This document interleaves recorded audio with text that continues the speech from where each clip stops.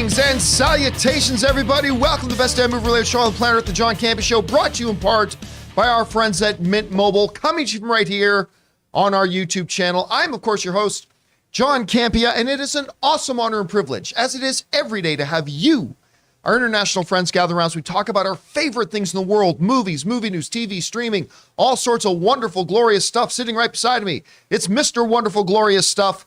I had something I was going to say, but that's the filter between the brain and the mouth. Mr. Robert Meyer Burnett. Robert, how you doing today, sir? I'm a little terrified right now. I don't know what you missed saying, but I don't know. I'm doing well, John. Very excited to do. There's a lot of things I want to talk about on today's show. There's a lot of really cool things to talk about here. Speaking of really cool things, we're being joined by Christian Harloff today, ladies and gentlemen. Christian, how you doing? Good. I swear to God, when you started off with that, I thought you were going to crack into the Big Show's theme song. The Big Show. And then you called Mr. Glorious, Mr. Wonderful. By the way, side note, did you see that they did a sitcom with Big Show? Yeah, on Netflix, right? Yeah. Did you see it? No, was it bad? It was so bad. Was it like, I saw the trailer. It was like Full House. That's what I was going to say. Was it like too old school, like too dated for? It was completely dated. They tried to do it 80s style, but it wasn't like tongue-in-cheek mockumentary. It was like they were really trying to do a sitcom with Big Show as a professional wrestler who's also trying to be a dad. It's like the song, but it was like when you're going for a song, you're like, I really want this to sound like the 80s. And sometimes you can hit that with a song, but with a sitcom, if you let's make it really feel like the 80s. It's like, that's not your audience these days. No, it did not work. You know what else didn't work? The greatest beer run ever, but we'll talk about that in just a little bit. Anyway, guys, most importantly, you guys are here joining us today, and we are so glad that you did. Here's how today's show is going to go. We're going to break it down into two parts. In the first part of the show, we're going to talk about some predetermined topics. And in the second half of the show, we're going to take your live comments and questions. If you'd like to get a live comment or question addressed on the show, two things. Number one, you got to be watching live. Number two, when we get to the end of the main topics, we'll announce that we're opening up the super chats. We only leave them open for a couple of minutes. But when we do, that is your window to fire in your thoughts, theories, questions, opinions, whatever, and we will address those in the second half of the show. Also want to let you guys know that today at 3 p.m. Los Angeles time, Robert Meyer Burnett and I will be doing our open mic. So we hope you guys will come back and join us for that. Also, a little bit of housekeeping. Want to remind you guys that if you need your daily fix of the John Campea Show, but you can't be in front of a YouTube video, maybe you're jogging, you're at work, whatever, good news. There's an audio-only version that we so creatively call the John Campea Show podcast. It is now available on your favorite podcasting app of choice. Go find it and subscribe to it today. By the way, there's a secondary podcast feed simply called After Show, where we talk about Andor, House of the Dragon, Rings of Power, things like that. Go and check that out as well. All right, guys. With all that down, let's get into a couple of odd things off the top here. And we're going to start with this. I have never been a fan of the Halloween franchise. Don't even like the first one. I don't think it aged well. I think it's pretty dated, whatever. So when the 2018 kind of relaunch, if you will, of the Halloween franchise came along, which ignored all the Halloween films except for the original, I was very skeptical. And I loved it. I loved that movie. I thought it was such a pleasant surprise to me. Super excited. Went in to see the second one. It was awful. The second one was just terrible. And I was so disappointed with it. Now we've got the third one coming. And now what they're calling the final trailer has been released of the Halloween franchise. And it's terrible. It's the exact same trailer from the other ones. Every one of the trailers for this particular franchise since 2018 has been some form of Michael's back and it ends tonight and I'm going to kill him. It's like I'm watching this trailer and it's like, this could have been the trailer for the 2018 thing. And we did not know that amongst Michael Myers' superhuman abilities is he's the world's greatest hide and seek player, because apparently he is able to vanish. He's like, I don't know, Drax. He stands completely still and nobody can see him for 4 years, despite the fact that he's like 6'9". That's okay. And moves very slow, but that's all right. We're going to get past that. Listen, as much as I love the first movie, I have in the negative levels of interest of this last one. And it's all because the second one was so bad and the first one was so good, but this trailer didn't do anything to reignite my excitement. Rob, you had a chance to see this trailer. What did you think? Well, unlike you, Halloween was the very first piece of physical media I ever owned. Wow. I got it for my 13th birthday, for my bar mitzvah. My parents gave me a Dogtown skateboard with Tracker X tracks and Kryptonic 65mm wheels. Wait a minute. You're Jewish? I'm Jewish. I'm out of here. No, no, I'm Jewish. And I got my Dogtown skateboard and I got a Halloween VHS tape. Because this was pre-recorded tapes were new. I probably watched Halloween 100 times with my friends because it was R-rated. People's like forbidden. So I know that movie backwards and forwards. I love Halloween. I hated the Halloween reboot. You didn't like the 2018 No. one? See, I loved it. I hated the way it was shot. I like the opening scene.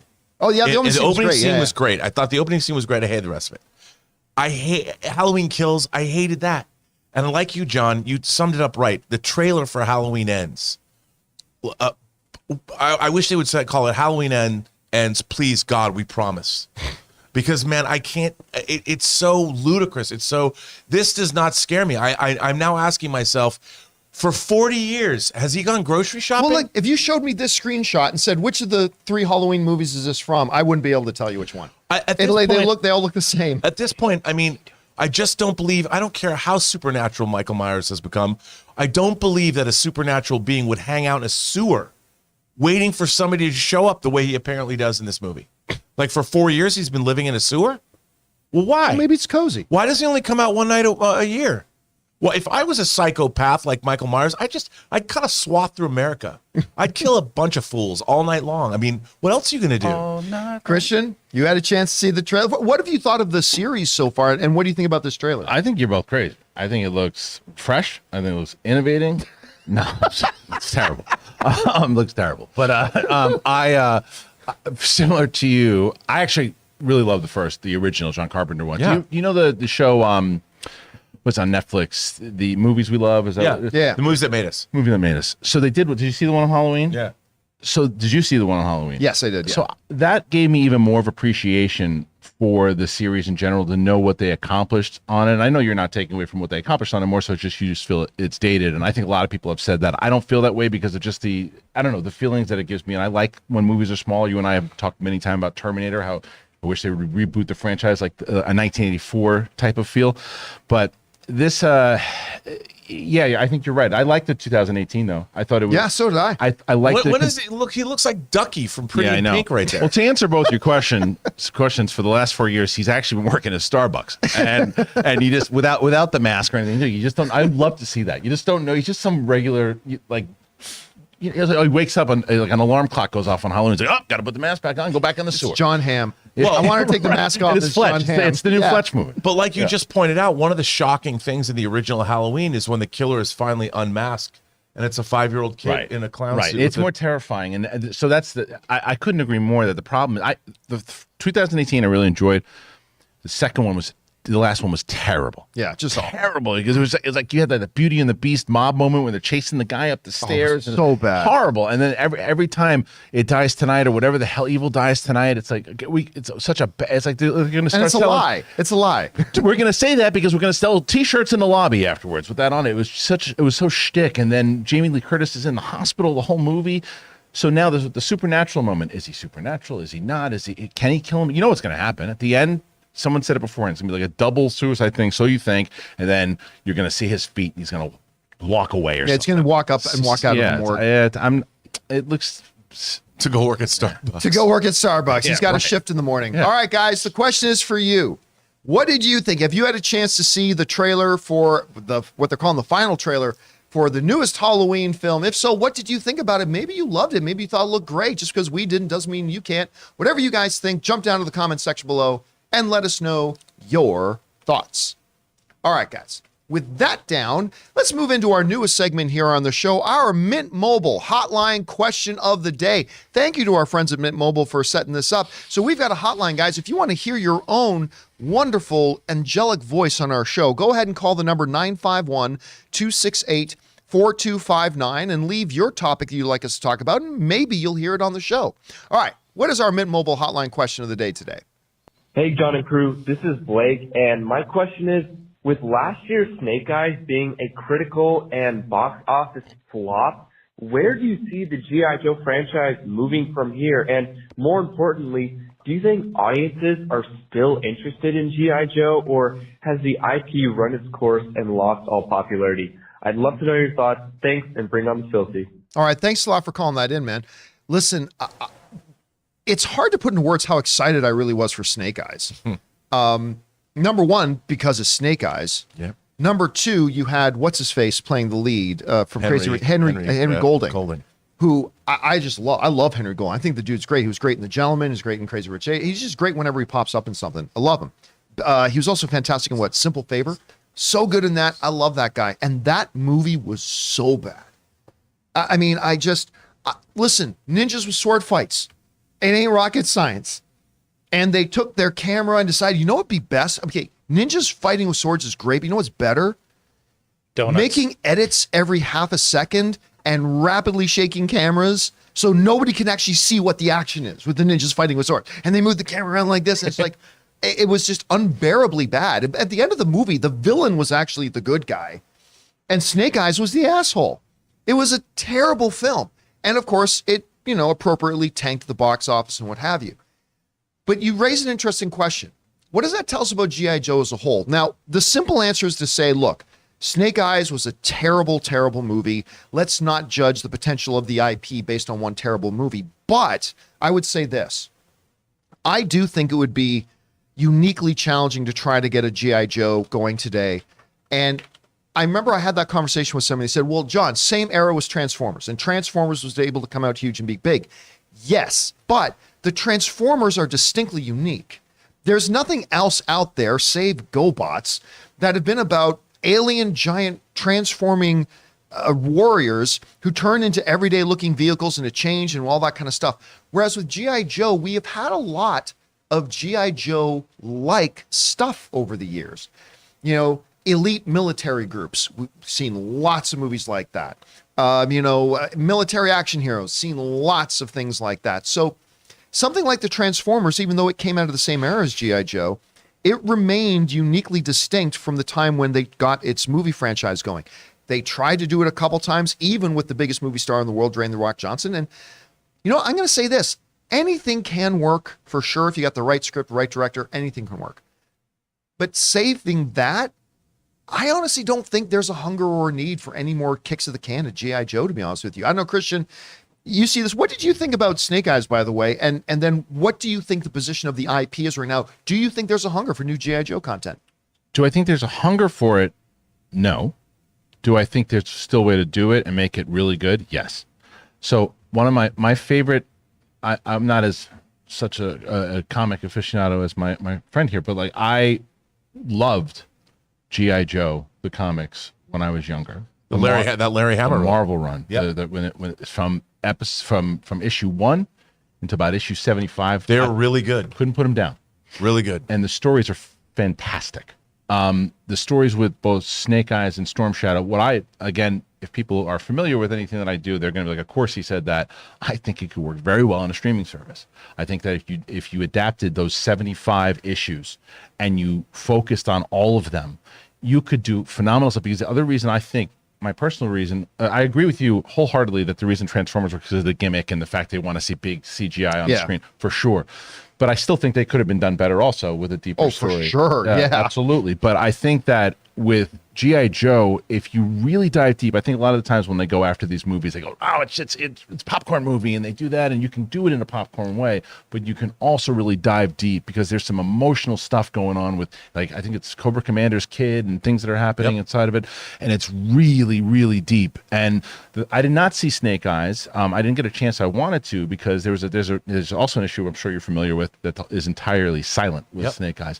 And I actually really like and I love the actor that played Snake Eyes. The only thing that I thought that was lost, and it has nothing to do with a full-on race issue. It's just the fact that what I liked about, did you ever see Kickboxer? With Jean-Claude Van Damme. Not Kickboxer, Bloodsport. Obviously, there was the main the story of what happens with Frank Dukes in the beginning, right? And he's taught, and he's Bolo Young, man. Yeah, well, but in the very beginning of that movie, though, when you see how he takes the place of his master's son, right? And he's trained in that tradition, and that's the same thing that happens with Snake Eyes and Storm Shadow. Snake Eyes is like this Vietnam War vet, and he gets his eyes blown out, and he's taught by the same master as Storm Shadow, and there's this rivalry there that I thought I've always wanted to see that. The war veteran who that happens to, and really dive deep and make it darker. So yes, the long answer is I do think absolutely it can be done and should be done. Rob, same questions for you. Do you think there is a hunger for it right now out there amongst the audience? And do you think there's a way to do it right that maybe it could be a hit again? Well, like Christian, I don't think there's necessarily a hunger, but I absolutely think my problem with the G.I. Joe movies has been tone. Because the people that are making the G.I. Joe movies think, well, we're doing a comic book. You know, we're going to do a thing. We'll put a lot of CG in it. It doesn't. Here's the thing. We live in a world now where we've got 2 action franchises I would look to, 3 if you want to include Bond, but I would say Bond's a little outdated. John Wick and Mission Impossible. Mm-hmm. Those 2 franchises have a seriousness, a reality. John Wick creates an entire world. There's a whole world. There's assassins' hotels with a code and coins you have to use, and you travel around the world. That's could be very goofy, but it's treated with the utmost seriousness. And when they give you, like when Lance Reddick, you know, is at the he's the maitre d' of the hotel or whatever, that guy's a badass. You so walk cool. in there, and these movies, the problem that Hollywood has had when they adapted something like G.I. Joe is they believe that it can be for kids. Right. They want to sell toys. It's going to be toys. It's Yeah. going to be goofy. The problem is kids want shit that's cool. You got to make something cool. Kids do not want something made for them. They want something that they think is cool. And if you're shooting for a child, you know what? I offer you Star Wars and the Phantom Menace. Star Wars was made for the kid in everyone. The Phantom Menace was made for kids. And that it was not, that's not what you do with the franchise. And G.I. Joe should be cool. And even if the kids do think it's cool when they're younger, you want them to remember it as cool when they're older. That's when right. Go back and see it, like when you go with whether it's your brother, your sister who are older, or your dad, or your mom, your cousin, your uncle, whoever, and you're watching with them, you want them to enjoy it also, because that's how it's going to become more of a universal thing. Pixar nailed the formula, at least Yes. in their first couple of decades, where I remember it was Lasseter who once said, he said, we don't make movies for kids. We make movies that are kid friendly. Right. Yes. And maybe there's something to be said. By the way, best G.I. Joe movie ever, it's called Megaforce. If you want to see the best G.I. Joe movie ever, go look up.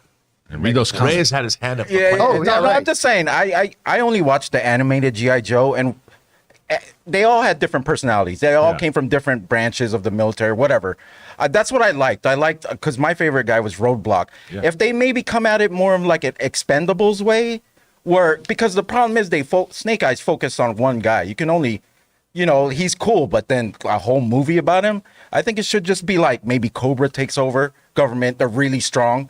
And then these guys have to come together. They wanted to do the Marvel thing. They wanted to do, but to watch this, and they were going to do, I think, a Hawk movie was their next plan, and then they were going to bring them all together Avengers style. You got to make the movies good. Yeah. Yep. And the funny thing about, if you look at Mission Impossible and you look at John Wick, there's not a lot of shaky cam. No, I mean that's the blight of action films. Shaky cam is a cheap, horrible way to create. and it kills a lot of good action. All right, guys, question is for you.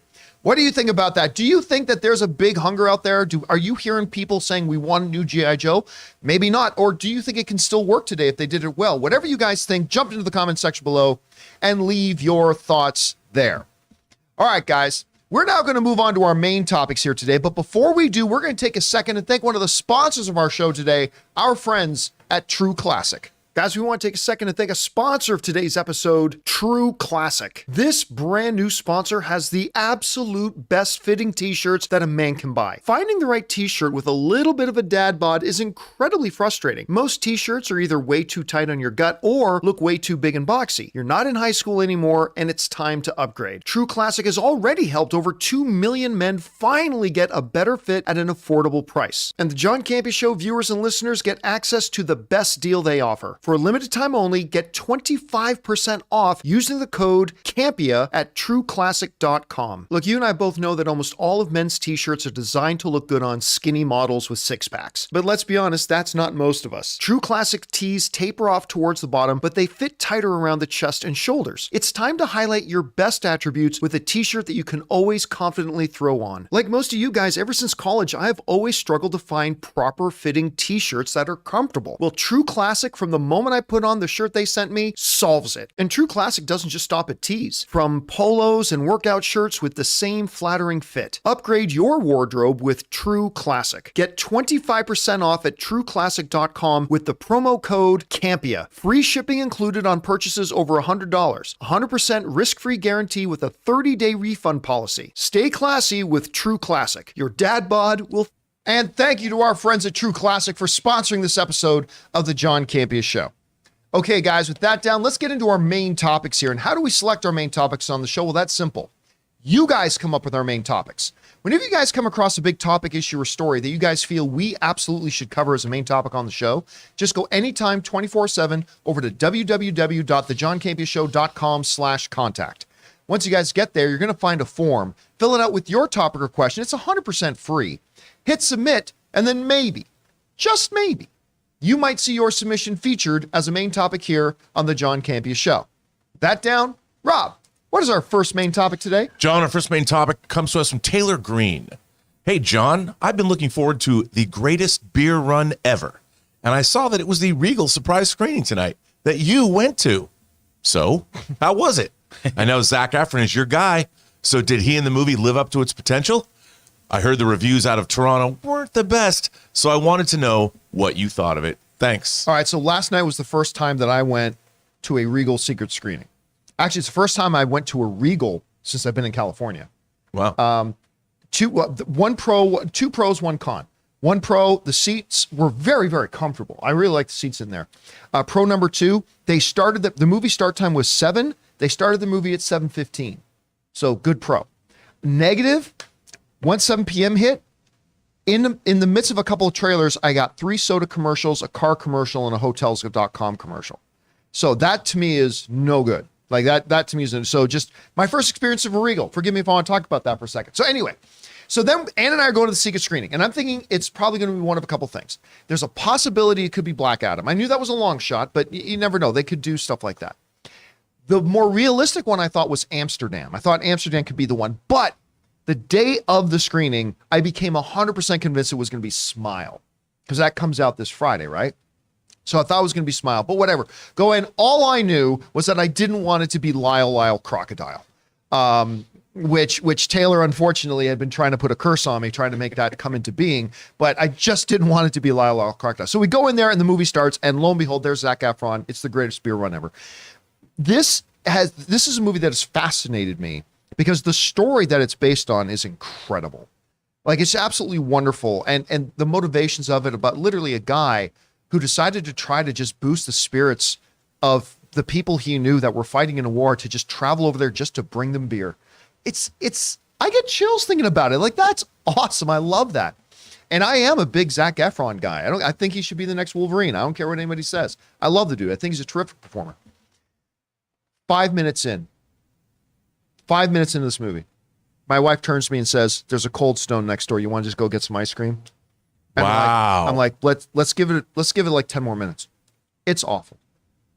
And we didn't leave. But the movie's bad. This is a great story with a very bad movie built around it. The performances, other than Zac Efron, the performances, and I hate talking negatively about performances, but it all felt like neighborhood local theater company putting on a thing. It's like, hey, watch it, I'm driving here. Like everything was so characterized. Like even Bill Murray came across as like stiff and one note. One of my favorite actors in the world, Russell Crowe. Like it's just, the movie was absolutely flat, even though at its core, it's a terrific story. And normally that's the problem with movies like this. You can have beautifully made movies and all that kind of stuff, but at the core, their story isn't right. This was totally the opposite problem. Wow. You have this fascinating, incredible core story and a pretty decent lead performance that just everything felt either preachy, one note, or just plain flat, even when it was being done in an over-exaggerated caricature. And not just the characters that came across as caricatures, but some of the circumstances they created in the movies came across as a caricature of a circumstance. You know what I mean? And it's really too bad because there was a lot about this movie I was excited about, and for me, it was just totally flat. I don't, Rob, you know, we've talked about this movie a lot. Erin almost landed a role in this film. Yeah. She was this close to being Zac Efron's mom in the movie, actually. But what have your expectations been? And Well, it's Peter Farrelly directing. Yeah. And he's coming off a Green Book, which won the Academy Award. It was so good. So I had high hopes for this movie. I love the premise of it. I was kind of hoping for maybe a more satirical, maybe a catch-22. Like while it's based on a true story, make it a little bit, more of a satire kind of it seems strange to me that hearing how you're portraying it, it would not be the way I would have thought that they would have gone with it. you know, and it's disappointing. I would have expected more from Peter Farrelly. I really wanted to see this film.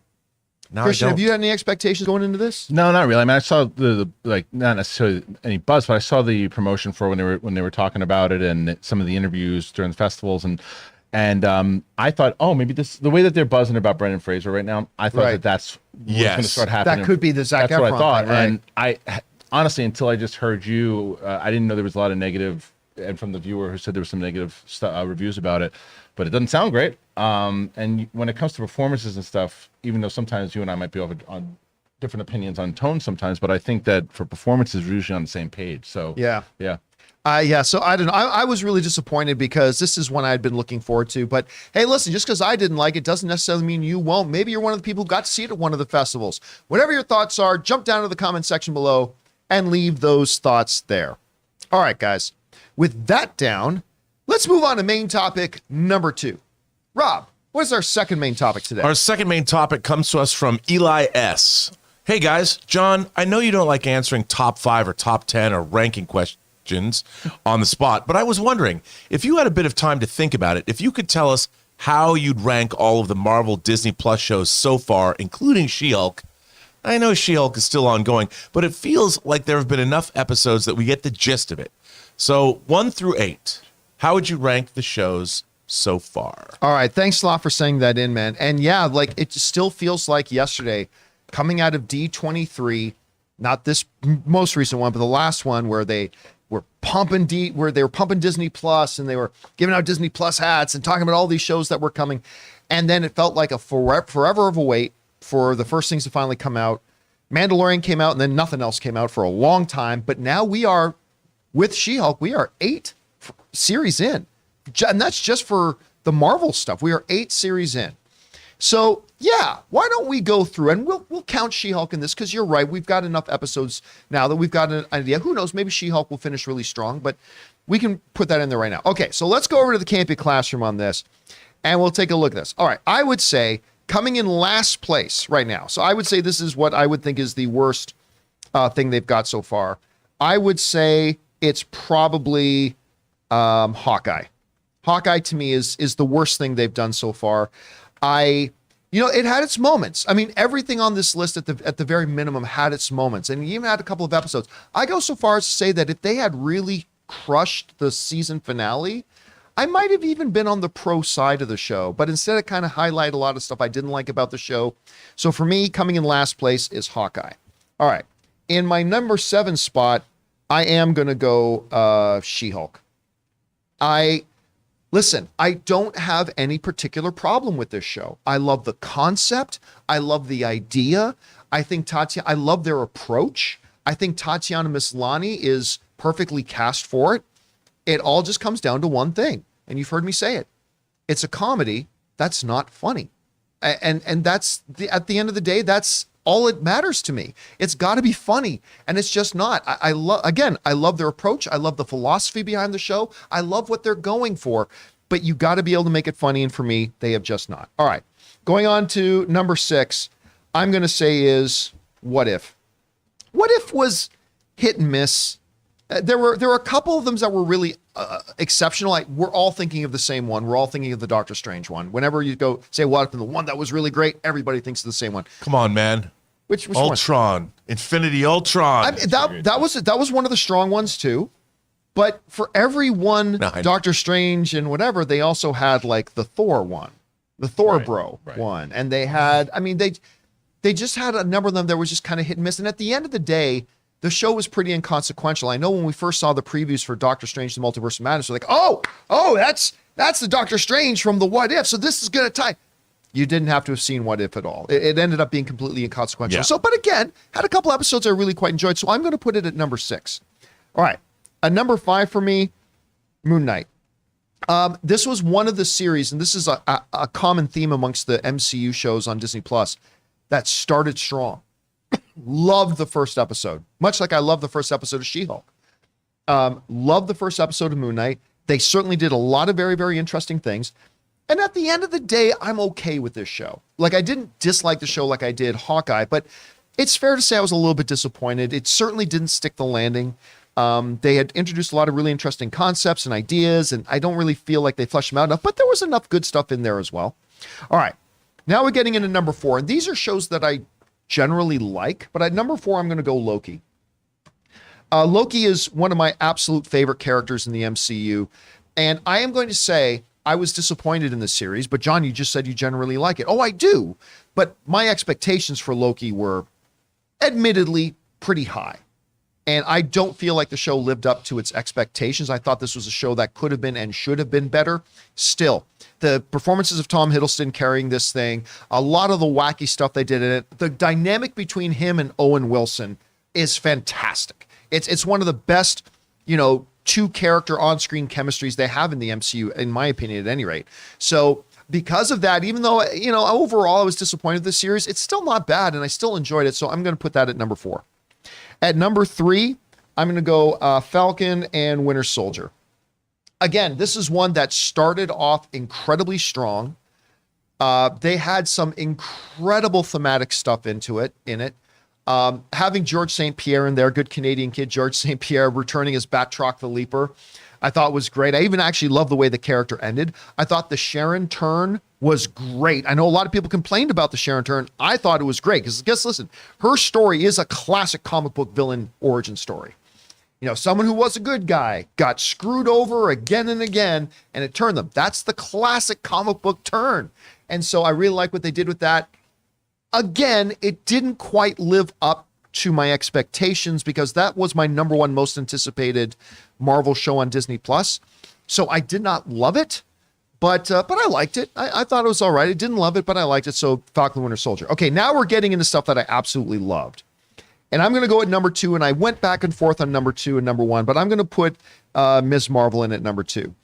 This was not just a fantastic Marvel Disney Plus show. This was a fantastic show. The characters, I loved all the characters. It was charming. It was fun. It had a lightheartedness to it that, overall, I'd say the big weakness of the show was that its overarching story was a little bit weak. It was a little bit thin, the overarching story. But from episode to episode, all I cared about every week was just hanging out with this family. That's all I wanted to do. And they made those dynamics so strong that when you get into the final episode and the dad is sitting with her on the roof, he knows she's Miss Marvel, they're sitting on the roof and he's just talking her up. My heart smiled. It was just, I loved this show so much. I thought it was fantastic. So number 2 is Ms. Marvel. And then obviously that only leaves one thing, WandaVision. WandaVision to me is still the gold standard. And it was the first one they did. WandaVision to me is still the gold standard of what Marvel can do potentially on Disney Plus. This was the most interesting show. I'm going to go so far as say it had the best performances all around. It had a really the mystery week to week, every week was must-watch television because every single week, people were 1,000 new theories, some answers, some new questions, everything along the lines. It just ended up being entertaining and fun, yet serious with a terrific ending.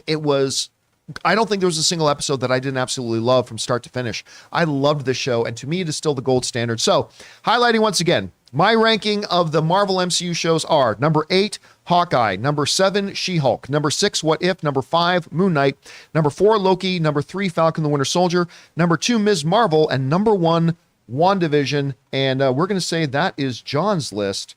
So, Rob, let's go over to you. How would you look at and rank the MCU shows so far? My list is very similar to yours, but I'm going to start top down. 8 down. Mm-hmm. My most disappointing show was Moon Knight. As you know, the thing that I was most looking forward to was Moon Knight. And I wanted a show about Moon Knight. And I feel that they really leaned heavily into later iterations of Moon Knight, and it really got between the schizophrenia, the mental illness, and then the Egyptian gods. The character of Moon Knight, the character of Stephen Grant, Jake Lockley, Mark Spector was sort of lost. And it was a show about all kinds of different things, but it wasn't really about Moon Knight. It wasn't really a focused show. And I thought that was unfortunate. And I didn't just think it was the show. It wasn't the show. It not only disappointed me in that it wasn't what I wanted, I just thought it was all over the place and ultimately meaningless. And then when it was over, you're asking yourself a bunch of different questions, and most of them aren't about Moon Knight. So I thought that was problematic. Next is She-Hulk. And I love the first episode of She-Hulk. I love Tatiana Maslany. I like all the elements of the show. I think it's just stupid. I mean, here you have you could have done a wicked satire of comic book characters, comic book movies, what a superhero lawyer could be like. It could be great. I mean, what I would want is David Kelly, the practiced and Boston legal type of writing, that kind of comedy, and I'm not getting that. I'm like, every week it's let's go fight demons with Wong. Let's go to a wedding. Let's not do what this show's supposed to be doing. And, the overarching narrative that maybe it's the leader wanting her blood. I'm like, you don't even need that. You could explore what does it mean for her to go through her life. Anyway, we'll see where it ends up. Hawkeye, number 6. Again, I liked Hawkeye. I really like Kate Bishop. But again, the storyline with the tracksuit mafia, I get it came from the Matt Faction run of the comics. But Hawkeye, it seemed like he should have handled that story in an afternoon. And it went on for 6 issues. And there was Kate Bishop's mother and Kate Bishop's mother's boyfriend. And there was all this other stuff. What did this have to do with Hawkeye? I love the relationship he had with Kate Bishop. That I give me that show. Show me him being a mentor to her. Didn't like again. At number 4 and right in the middle. Number 5. For number 5 is What If. What If I liked more than you? I thought it was really hit and miss. But the highs, look, like I said, I'm a sucker for things like Infinity Stone Ultron. Yeah, that was 2 episodes. I'm like, fuck yeah, dude, I love that. So, and I like the Doctor Strange. It was fun. It was interesting. I enjoyed it more episode to episode than I did Hawkeye or Moon Knight or She-Hulk so far. Then Loki, same with you. I believe that the only difference, no, I think we're the same. 4 is Loki, 3 is Falcon and Winter Soldier, which I think is a lot better than people give it credit for. Looking back on it, the idea of Sam Wilson learning how to accept the mantle of being Captain America, I think is a great story. It works really well. The show is hampered because they had to change it up during production because of the pandemic, but I think it's pretty strong. I went back and rewatched that. I thought it was good. Now, Miss Marvel, number 2, like you, not necessarily my thing, but as a show that was conceived of as being something, I thought it was great. I thought she was great. I loved the supporting characters. I thought the history lesson it gave us about the partition and what went on. That was great. I love those episodes. I mean, how they worked it in. It wasn't preachy. It was showing what actually happened that is still affecting the world today. Fascinating. And the fact that people are like, I never heard of this before. I thought it was great. And I thought it was a very respectful look into a Muslim family, which we pointed out is all of our families. And I really, really loved it. Inclusion done right. Love the show. And number 1, obviously, is WandaVision. Because for me, those first 3 episodes were so like, what the hell is this? So zany, off the wall. So many chances were taken in that show. And then that 4th episode where, boom, you're out of the hex. Yeah. And you're meeting Sword. I'm like, what is going on? You see Monica Rambeau come back from the snap. That was the first time you saw anybody come back from the snap. Oh, and that was the first time. Yeah, and when you see her, and I remember watching the show going, "Oh my god!" The chaos in the hospital. Because then we saw it again in Black Widow. But and when she wakes up, and I'm like, I wish I would like to see stories of the snap.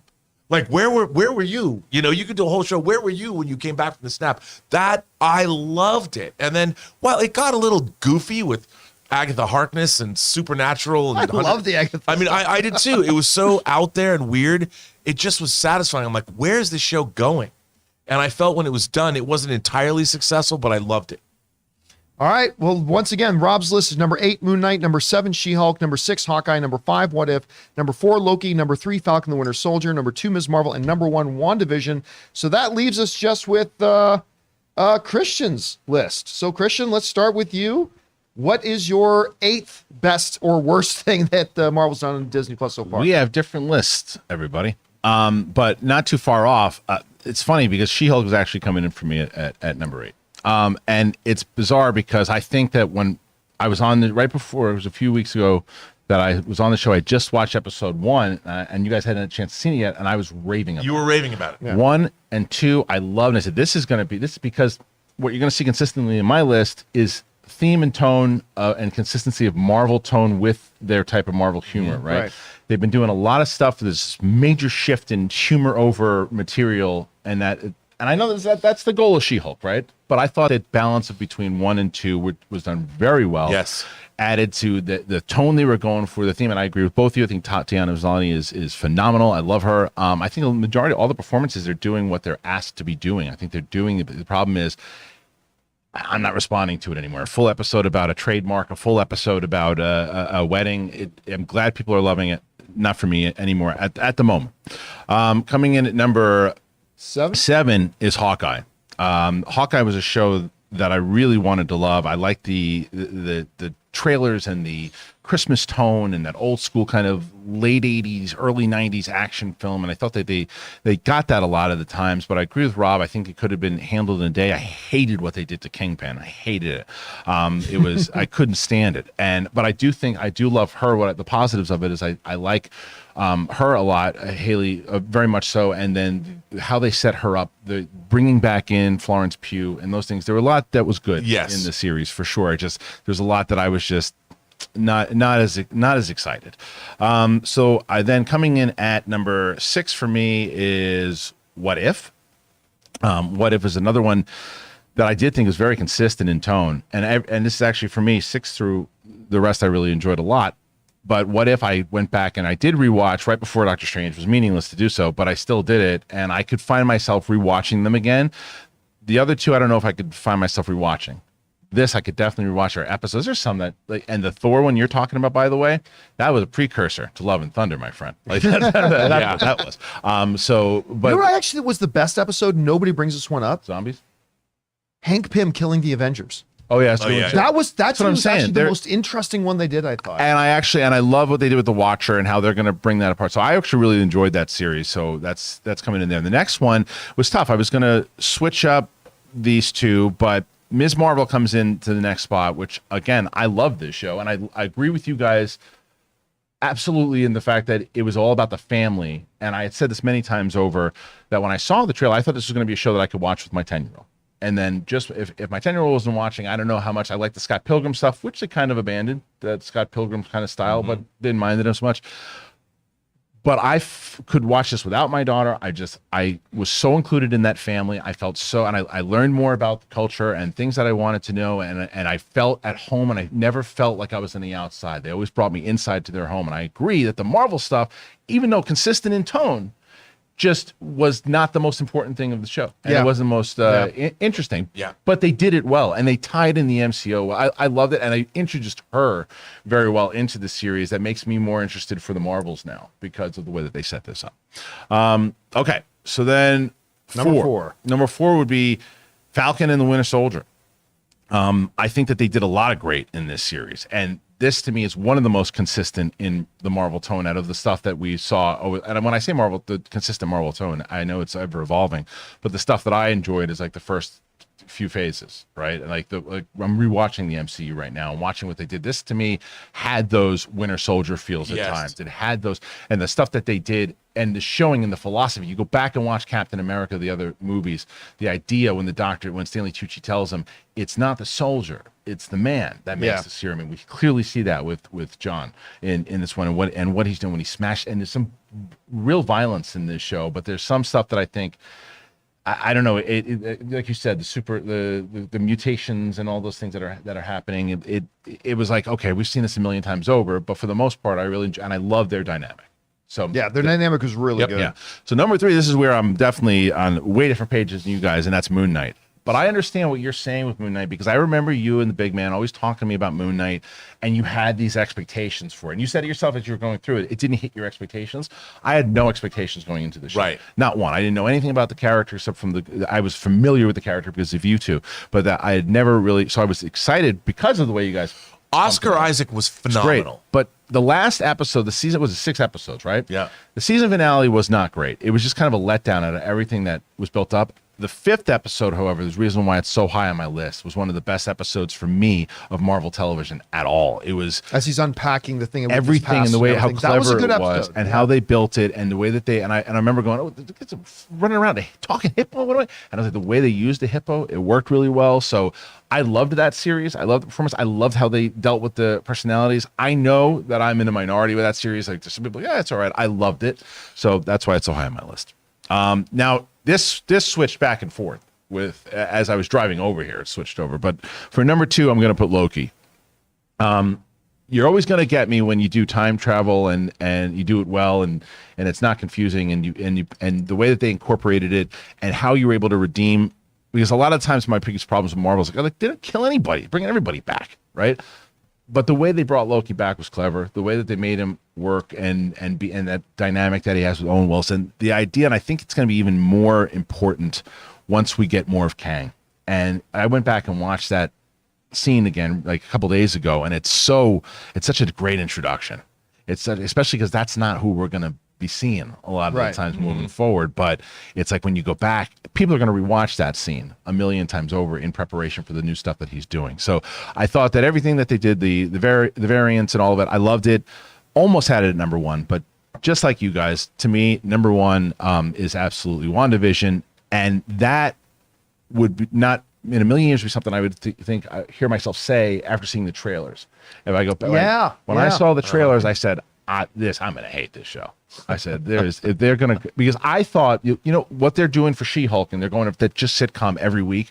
I thought that's what they were going to do for WandaVision, like old school 50s television the whole time, never take it serious.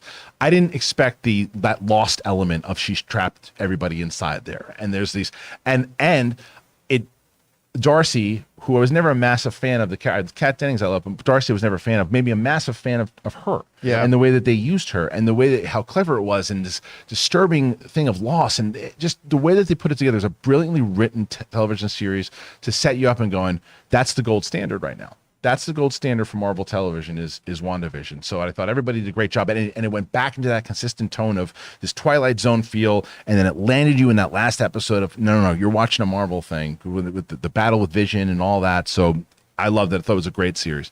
And I mean, the funny thing is with all of us having WandaVision at number 1, Matt Shackman, of course, he's got a little, what's that little director's gig he's got coming up? Oh, what's you it called know, again? he's doing that Fantastic Four is that what it movie. is? Is that what it's called? Yeah. It's really no wonder that they handed him that. Anyway, guys, question is for you. You saw our list. And by the way, let me just run down Christian's list one more time. He's got a number 8, She-Hulk, number 7, Hawkeye, number 6, What If, number 5, Ms. Marvel, number 4, Falcon the Winter Soldier, number 3, Moon Knight, number 2, Loki, and number 1, WandaVision.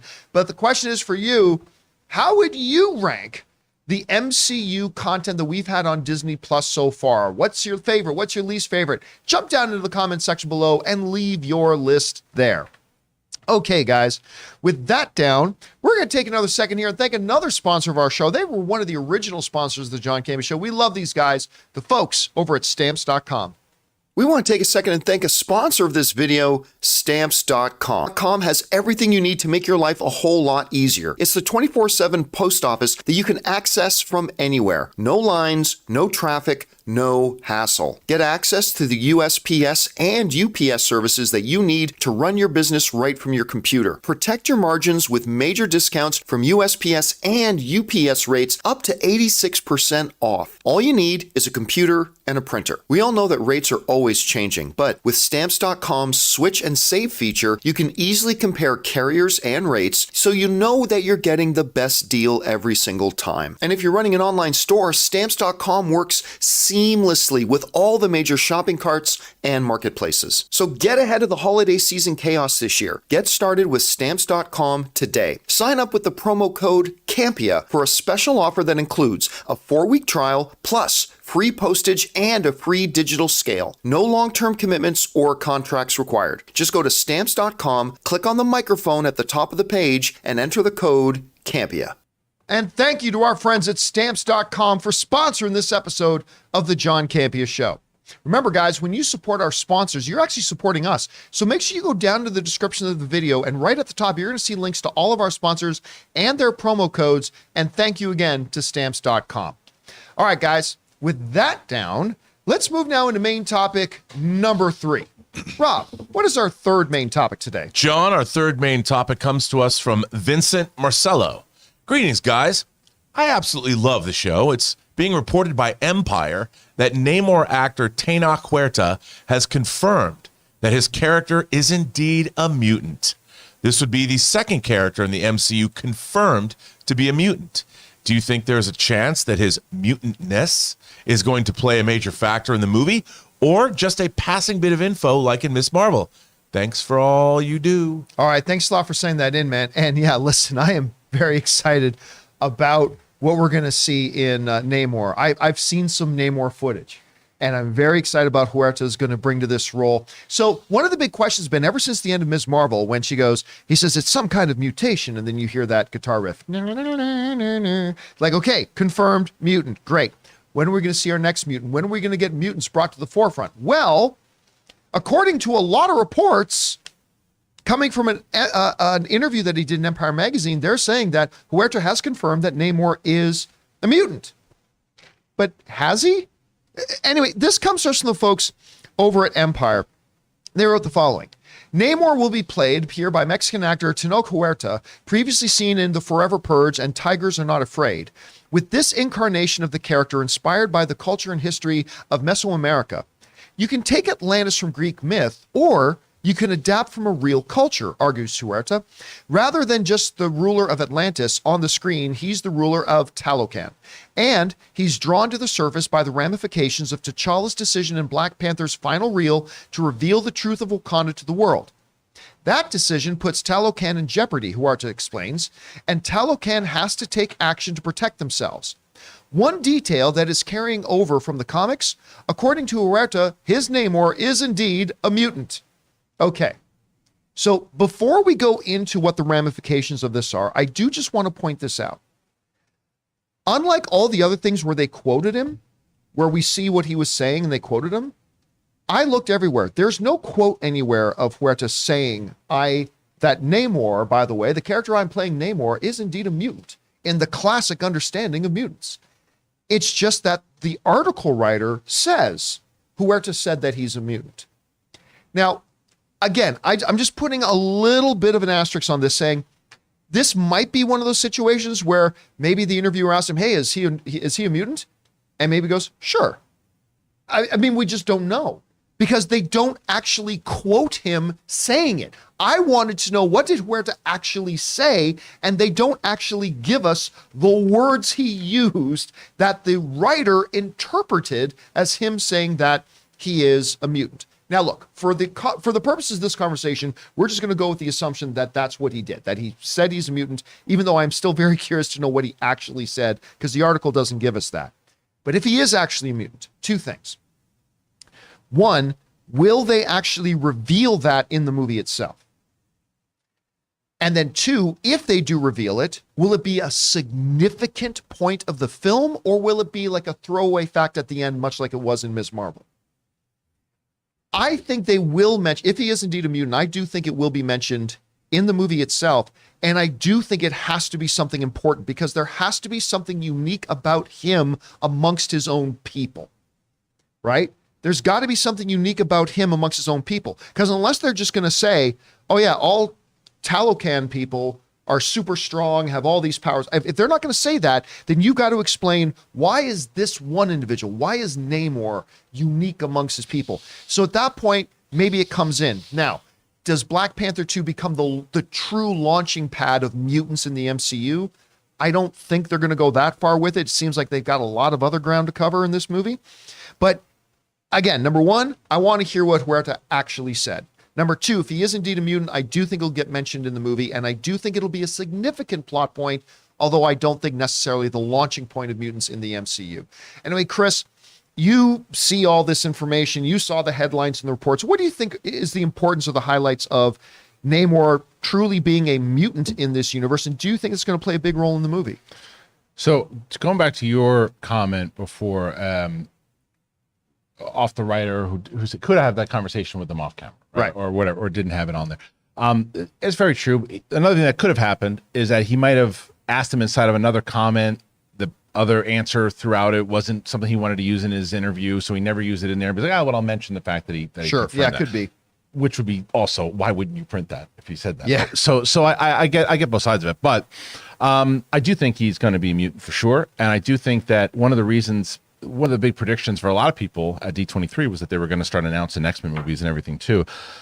And it didn't happen. And one of the reasons it didn't happen, I believe, is also because they want to do it like this. They want to start peppering in mutants and saying, Ms. Marvel started it with the theme. Mutation, yeah. And then there was the confirmation in Black Panther Wakanda when we got Namor.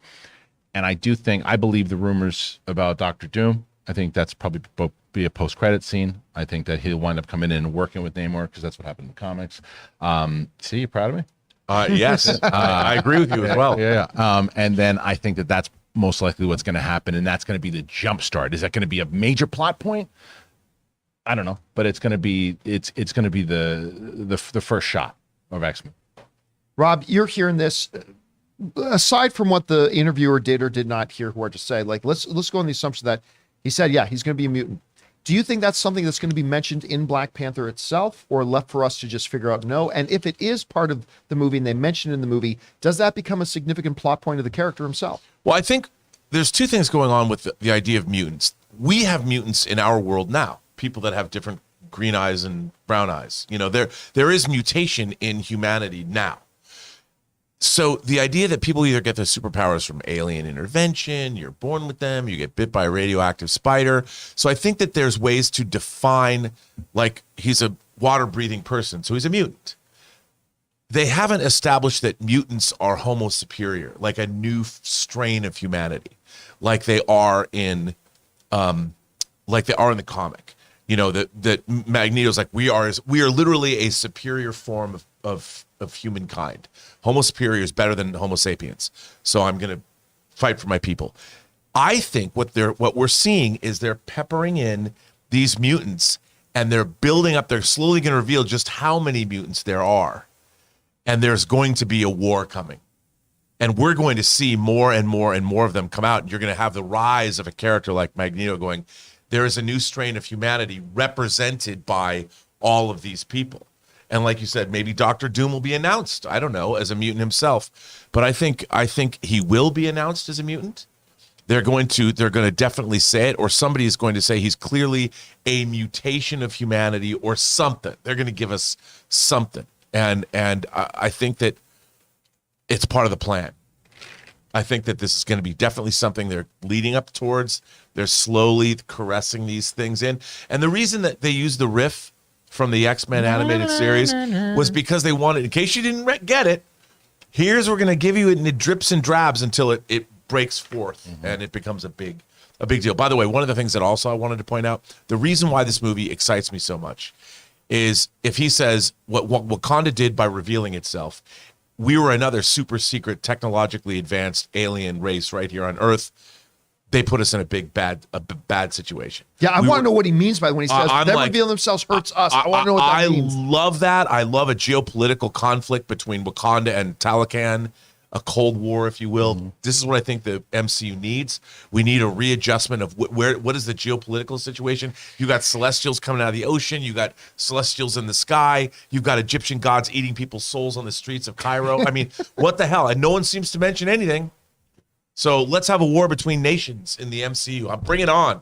Talocan can flood Wakanda, just like in the comics. I can't wait. I want to see death, destruction, and two armies fighting. That's not against an alien presence. Invading force. All right, guys, question is for you. What do you think about this? Do you think that they're actually going to mention the fact that he's a mutant in the movie? And if so, do you think that's going to be a major story point in it, or just like a passing fact like they did in Ms. Marvel? Whatever you guys think about that, jump down to the comment section below and let us know your thoughts. Okay, guys, with that down, let's move on to main topic number 4.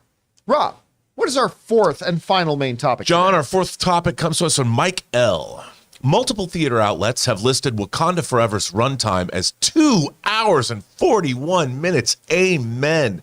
This would make it the second longest MCU film behind Avengers Endgame and 5 minutes longer than the previous second longest, The Eternals. Does this bode well for the film? Thanks, and bring on the filthy. All right, thanks a lot for sending that in. And yeah, I have gone to both Cineplex and Regal sites, and they are both listing it at 2 hours and 41 minutes. By the way, there's a little bit of misinformation out there regarding this. Some outlets like Screenrant had accidentally listed that Cineplex and Regal are both owned by Cineworld. That is not true. Cineworld does own Regal. They do not currently own Cineplex, although they're involved in a legal fight right now. So just minor little detail there. All right. if true, and if both Cineplex and Regal are listing this runtime at 2 hours and 41 minutes, there's no reason not to believe it at this point. I mean, who knows? Maybe it's just maybe it's a wrong piece of information that got out there. They ran with it. But for right now, let's go with that. This is fascinating because, Taylor, what did we say the runtime of the first Black Panther was? 1 hour and 13 minutes, or 2 hours, 13 minutes? 2 hours and 14 minutes, yeah. 2 hours and 14 minutes. That means that this movie is going to be 27 minutes longer? 27 minutes longer than, or something like that. Maybe my math is wrong in my head. I got to think about that. But it's going to be significantly longer than the last Black Panther. And you're right, it does mean it is going to be the second longest MCU movie we've ever had. Let's put this into context by jumping over to the Campea Classroom. Okay, so the fifth longest movie they've done so far is Spider-Man No Way Home at 2 hours and 28 minutes. All right. The next longest one they did was Infinity War, which we thought, man, they can't do movies longer than this. But Infinity War at 2 hours and 29 minutes. So it was 1 minute longer than Spider-Man was. Then we had Eternals, which was 2 hours and 36 minutes, a very long 2 hours and 36 minutes.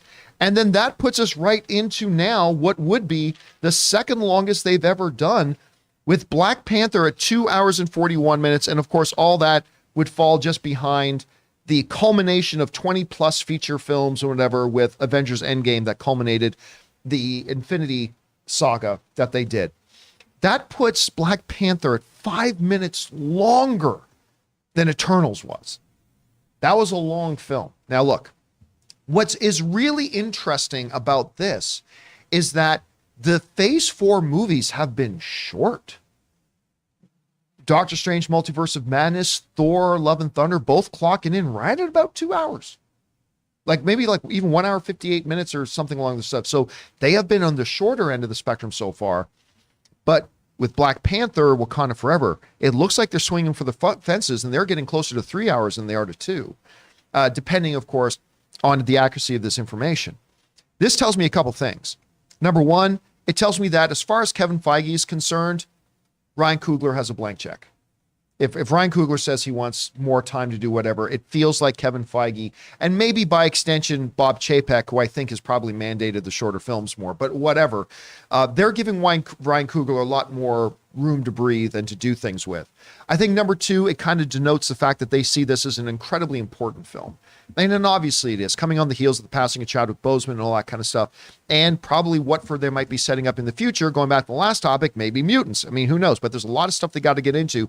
They have to introduce us to this entire culture of Talocan as well on that level. So it tells us that as well. So, and it also tells us that Marvel isn't going to do one thing of movies. Like just because Endgame ended up being 3 movies doesn't mean all their movies are going to be long. They came back out, the Doctor Strange, Thor, Love and Thunder, both movies, whatever you think of them, made a lot of money. They did when they were on the shorter end. Now they're coming back out and saying, well, we're not necessarily going shorter. Now here's a longer one. So I think there's a lot of interesting things here.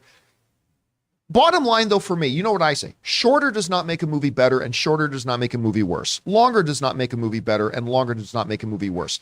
Every unique movie has a runtime that is right for it.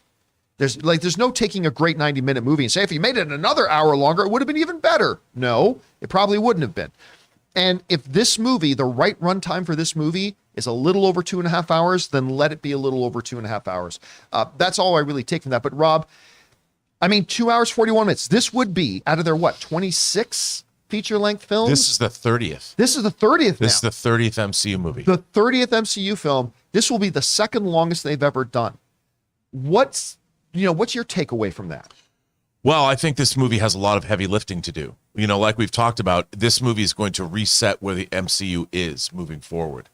You have an emergent underwater society that's being shown to us. That major player in the MCU, Namor, has always been a major, either he's an anti-hero or a major threat. You have a political system that's in peril in Wakanda because they've lost their Black Panther or something. And they've just emerged into the world, onto the world stage. I'm sure people are gunning for them. They've got all this technology. They got vibranium. There's all kinds of crazy political machinations behind what's going on with Wakanda, which I'm interested to see. Then they're going to have an enemy nation that probably is also as technologically advanced as they are. And we're caught in the crossfire. So there's a lot going on in this movie. At least in my mind, this should be almost as epic as Infinity War and Endgame are. I mean, I gotta say, I am hyped for this movie, and I might be. I've set myself up for severe disappointment. I admit that, but I think the lengthy running time gives me. It adds to my hype, man. In my personal hype meter, it's right up there. It's up at the top. It's going to break through to go to 11. Spinal Tap it. This better be good. I mean, if it's not good, I'm going to be tremendously crushed. My entire holiday season for 2022 is going to be ruined. So come on, man. Make it good. Christian, you're hearing this, apparently this reported runtime that we're not by the way, we have not got confirmation from Marvel or Disney that this is it, but it is coming from two major theater chains. Assuming that it's real, 2 hours, 41 minutes. What do you take away from that? Well, it's funny, as you said before, like a lot of the Phase 4 movies have been shorter. Actually, I think there's like one more because that is shorter. Like No Way Home is part of Phase 4, right? Yep. And then what's the other? Then the Eternals part of Phase 4. Yeah. So those two, and then with this one, that would be third. So you're like what, 3 and 3. So you're like, now this would set the balance if that is indeed the case. But I do think the reason why I don't think you should worry about your expectations is because Ryan Coogler right now has not let us down with anything. Never. Now when it comes to Creed, Fruitvale Station, first Black Panther, and he overcomes major obstacles and loss as he's done in this movie. I mean, he's on. I mean, Chadwick Boseman was his friend, and he's just a passionate guy. And I think with 2 hours and 40 minutes, if it's Ryan Coogler, I'm normally sometimes very like skeptical about long movies, as you said, when it's the wrong person doing it. And it's sometimes I think those Transformer movies I think are too long, right? Like, and it's like they're pummeling. Yes. But Coogler doing a 2 hour, 40 minute with this and understanding that we've got to figure out how to introduce the fact that T'Challa is gone. And I don't know. I trust it because it's him. And I think you're going to get more of a story and just the footage that I've seen some footage at D23 that they showed, and it's powerful. It's powerful. So the whole movie can do that. Plus introduce this Namor thing that we were just talking about. Yeah. With the mutant story. Yeah, I think 240 can work. I always think 225 is the magic spot for me, depending on it. But I think 240 with Coogler at the helm, I'm all for it. Yeah, and again, you never really know until you see the movie, right? Because we've all seen 90-minute movies that we thought, you know what, this actually could have used to be a little bit shorter. We've seen 2.5 hours movies that we felt, you know what, it feels like it could have been 10 or 15 minutes longer. So we'll figure that out when we get there. The other major thing that we've kind of glossed over here that Black Panther 2 has to accomplish is absolutely the establishment of an entire new civilization. They're the main antagonists of the film, all that kind of stuff. But they also have to deal with, they need a new Black Panther. And that's an entire storyline in and of itself. Yeah. So it seems like they have a lot. And so it's going to be interesting to see if Ryan Coogler can take these different things that have to be accomplished, a new antagonist, an entire new civilization, with the loss of T'Challa, establishing a new Black Panther. And is he going to be able to bring that and make one cohesive story out of it? You brought it up. If there's anybody who's going to be able to do that right now, it's Ryan Coogler. He's one of the best storytellers in the business right now. And how important T'Challa was to him. And the way that they're going to absolutely, he's going to handle it with class. He's going to handle it in the right way. And they're not just going to there's going to be big action in this movie. There's going to be huge action, but it's not going to detract from the story that needs to be told. At least if you look at the previous work of what Coogler does, he's a brilliant storyteller.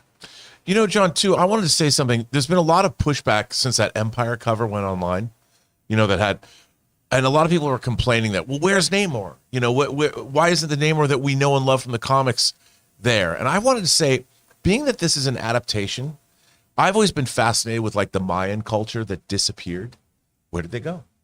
And I think that when you're actually looking into the geopolitics of the world, that making this a Mesoamerican culture and setting this underwater nation, it feeds into, it puts a superhero culture in another part of the world. Because if Atlantis was somehow around Greece or wherever it was going to be, what they've done is they've actually made the MCU world more interesting by using a different culture to base Namor on.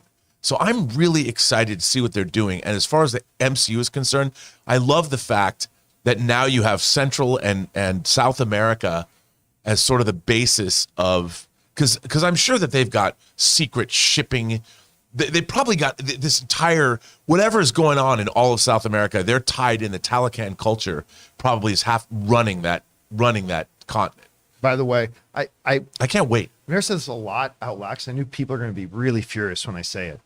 But part of the reason why I'm really glad about the cultural, I mean, they didn't have to do a cultural shift with Namor and Atlanta. They didn't have to. But one of the really good things about that cultural shift is that if they had tried to bring Namor onto the big screen the way he looks in the comic books, it would have looked ridiculous. I know people are going to be mad when I say that, but I really thought they would have had to have done some adaptation of his look and his appearance, I think. But I love the look of Huerta as Namor. I think it looks great. And I also have to say, when I was a kid, I was reading a lot of books like the Bermuda Triangle and the Outer Space Connection, and they talked about the lines like that if there were ancient aliens, you know, not just in Egypt, but the Mayan culture and the Mayan calendar and all this, so they can tie the Talocan culture into the cosmic part of the MCU. I'm not going to say that's going to happen, but I'm like there for it. I'm there for it. All right, guys. Question is for you. What do you think about this? The biggest movie theater chain in Canada and one of the biggest movie theater chains in the U.S., Regal and Cineplex, are both saying that the runtime for Black Panther 2 is 2 hours and 41 minutes, which makes it much longer than the first Black Panther and the second longest film they've done in the MCU other than Avengers Endgame. What do you think about that? What do you think that length could mean? Whatever your thoughts are, jump down to the comment section below and leave your thoughts there. All right, guys, with that down, apparently the super chats are already open. So the super chats are open, guys. If you guys have a thought, theory, opinion, comment, or question you want to throw in, go ahead and do that now, and we will address that once we come back from our next break, which is to thank, of course, our friends and my cell phone service provider, the good folks over at Mint Mobile.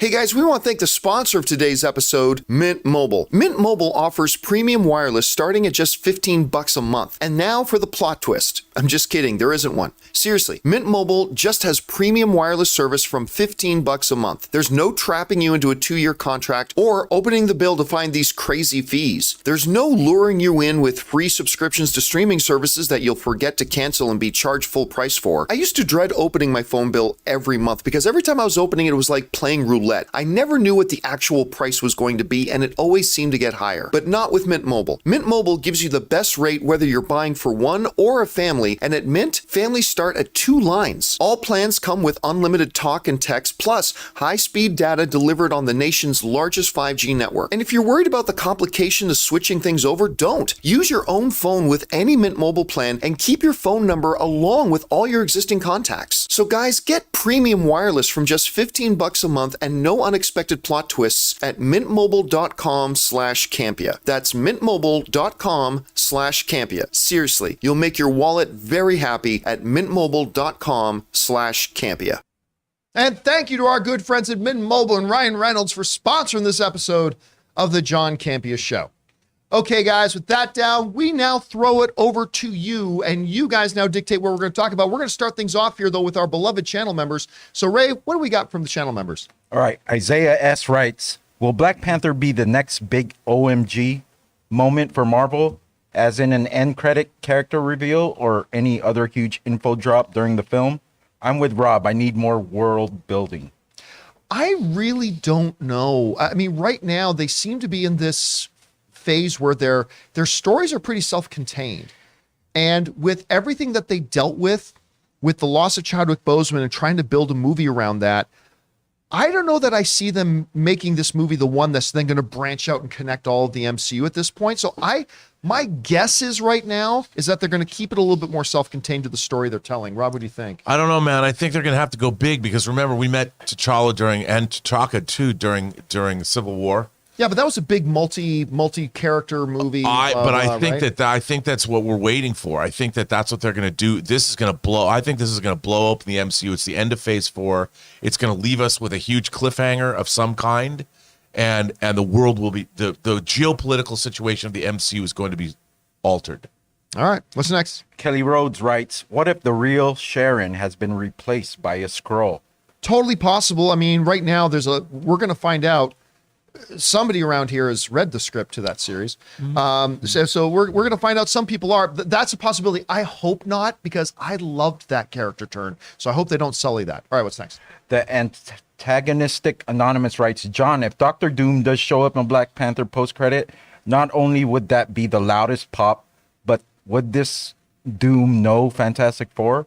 If Doom is already established, Fantastic Four probably exists, but does he know where they are? That's an if built upon another if built upon a third if. So hard to say. It won't be the biggest pop. There's too many people, like everybody in the culture. It won't come close to the pop that J. Jonah popping up at the end of the second Spider-Man movie, because the whole culture, whether they've read comic book movies or not, they know that J. Jonah, all that kind of stuff. Dr. Doom, as popular as he is in our circles, he's still a little inside baseball for a lot of the general. Like if I go to my mom and say, do you know who Dr. Doom is? My mom probably doesn't know. And my mom loves comic book movies, and I think she's a kind of a good litmus test. So no, it won't be the biggest pop that we've had. If he does show up in a post-credit scene, it'll be pointless. I mean, if you're going to introduce Dr. Doom, introduce him in the movie. A little post-credit scene of, hello, everybody, look, I'm here. Woo! There's nothing really important about that. So if they're going to do it, I hope they do him in the movie. Do you think they can pop him up in a post-credit scene, or should they bring him in the movie itself? I think they could do a post-credit scene. I think that they could do this the same type of thing they did with Harry Styles, in Eternals when he pops up. But you had to be more effective because of ending Phase 4, right? But I do think you could do it because remember Thanos was introduced in a post-credit scene. Now he doesn't have the type. It's just him smiling, and whatever that with the end of the Avengers is when that happens. But I do think you can do it, and I think you could have a longer scene to make it happen. Why I don't look with 2 hours and 40 minutes, he very well could have a scene. A lot. He very well could, but I do think that introducing him inside of the story might take away from the other stories that need to be told in that movie. But I think furthering and getting into, this is the guy. I do think there's going to be a massive post-credit scene because of the end of Phase 4. And what do you? What if your post-credit scene is a wintry mountaintop and it just says Latveria, and you're in a giant palace in the snowy peaks of whatever, and you see Namor get off some kind of a vehicle and is brought before Victor Von Doom, and he's there. It is in all of his splendor. Namor, so nice to meet you. Unless Doom's having if Doom's having a conversation with Kang, I mean, I doubt that would be. I doubt that's something. But yeah, I want this movie to stay more about this movie, and I don't want Doom introduced as a, hey everybody, I'm Dr. Doom and I'm here now. Right. I'd rather see him properly introduced as a part of a story. You brought up the idea about with T'Challa's funeral, if there's a big state funeral, and now that Wakanda's open to the world, that Victor Von Doom would be there representing Latveria or whatever. I think that's how we're going to meet him. See, I would like that more. He's going to be he's going to be a head of state. I even think that scene that we've seen Angela Bassett addressing. Yeah, I bet he's in there. Wow. All right. Right. What's next? Adrenaline Knight writes, hello everyone, do you think that Black Adam takes place in the past and the end will flash to present and Henry shows up for part 2? No, I think it happens obviously there are going to be flashbacks in the movie, but I personally haven't seen anything that leads me to believe anything other than it happens in DC time, present day. So we'll find out for sure though. All right, what's next? Joshua McGregor writes, John, Black Panther 2 will absolutely work only because Namor's haircut is 7 on the top, on the top, 3 on the side, and blended in the back. So we talked in the Ask Me Anything that I did this weekend. I can't remember how my hair came up, but somebody asked me whatever. But I said, look, my hair I've never had good hair my entire life, except for when I had my rocker hair when it was down to here back in my band playing days. When I go to the barbershop, I tell them, clippers, 7 on the top, 3 on the sides and the back, and blend it, go. And I said, I've always had a bad haircut, and that's fine. I'm perfectly comfortable because I like low maintenance haircuts. I want to be able to, brush my hair with a face cloth and just walk out the door. That's my thing. Because if I had a good haircut, it would just be unfair. This package is too perfect. I mean, if you look at me, I would break up marriages all across the world. Talking entertainment with Josie. I got to have one deficit. in this stupid haircut. Do me a favor, and I didn't see it until you brought attention to it. You turned to the left. You got a Tatanka WWF thing going on with the side. What's that? Where? On which side here? All the way on this side. It's like what they just said. Forget it, and they went to the other side. Yeah, I was just like, I don't care. I literally go and I sit in the chair. It's like, what do you want done? I said, whatever's going to take you 5 minutes to do it. Go. I just amazing. Don't care. All right, what's next? Talking entertainment with Josie writes, I'm in the minority when it comes to Beer Run. I liked it more than most. Efron accent comes and goes, and it does have a tone shift, but I came out pleasantly surprised. Again, it's so weird. It's not often I see a movie where I say the story was great. It's just that they didn't Execution. make it. A lot of times it's, yeah, you do all the stuff right, but the core story wasn't there. It's quite the opposite. I'm a big Zac Efron fan, but listen, the important thing is you enjoyed it. That's the beautiful thing about the subjectivity of film, man, is that just because it didn't work for me doesn't mean you can't really enjoy it and have a good time and be moved by it. And I'm glad that you did, my friend. All right, what's next? Orlando Orrego writes, "Hey, John and company, thanks for the shows as I prepare for the hurricane. In the next few days, need something to watch this week." Yeah, I mean, they're talking about that. Obviously, we try to be more escapism from stuff going on in the real world. We don't often talk about things going on in the real world, but all of our best thoughts to all of our friends on the East Coast in Canada and the U.S., battering down the hatches for getting ready for this hurricane to hit. So My whole family's there. Like my mom, my brothers, my dad, they're all there. So stay safe, everybody. yeah, like my family is too. They're a little more inland in the Toronto, Hamilton area, stuff like that, but still, they're saying even that's going to be hit pretty hard. So hang in there, everybody. All right, what's next? Bat Gear writes, "Hello, John and crew. Do you think that Andor can surpass Mandalorian in viewing count?" It's going to be hard because while a lot of in our circle here that we really love the more gritty, whatever, a lot of people just love the popcorn entertainment. And Mandalorian has a nice balance of that a little bit. So I'm going to go out on a limb and say I very much believe Andor, when the 12 episodes are done, is going to be the better show. But I don't think it's going to catch Mandalorian numbers. What do you think? So Mandalorian 1 and 2 are still my favorite, but I can say after 3 episodes, I think Andor is the best written Star Wars television show ever. I love Mandalorian 1 and 2 for those reasons. It's got a lot of Star Wars pop fun, and I think it's more fun for people. I don't think it's going to catch the viewership at all, but I do think that it's the one show that you can could get nominated for an Emmy for writing. I really do. Oh, yeah, I completely agree. And some performances I can see. And where it goes. Yeah. I can't wait to see where it goes. Yeah. All right, what's next? That's it. All right. Well, then in that case, thank you, our channel members. Let's now move over to our super chats. Rob, what do we got in our super chats? Well, we've got a lot of super chats, a lot of support. Isaiah S., Mikey Policios. Just send in super chats to be supportive. Thank you, guys. Elif Beyrali. Yeah. Yes. Matthew Carter, $20 super chat. Thank you, Matthew, for supporting us in that level, man. Hey, John, with the threats Haley Berry is getting, do you think it may be time for theaters to consider security measures for movies like this? I wanted to take my family to see this, but it honestly doesn't feel safe. Thanks. I think there's a very big distinction from the ballless keyboard gutless warriors who go on there and, knuckle drag their way up onto the keyboards to type in their vitriol online because these guys are all sniveling little cowards. Look, yeah, because it's safe for these little sniveling whatnots to get online and say things anonymously. Ooh, they're so tough. They're fucking losers. Anyway, but no, I don't think there's any problem. I don't think you're going to see lineups of the Aryan Nation in front of movie theaters do anything like that. So personally, I think you're perfectly good to actually go to the theaters. All right, what's next? Amin says, Christian, with all the recent casting and info about projects like The Acolyte and Ahsoka, Ezra casting, why do you think Lucasfilm didn't mention a thing about their shows or films at D23?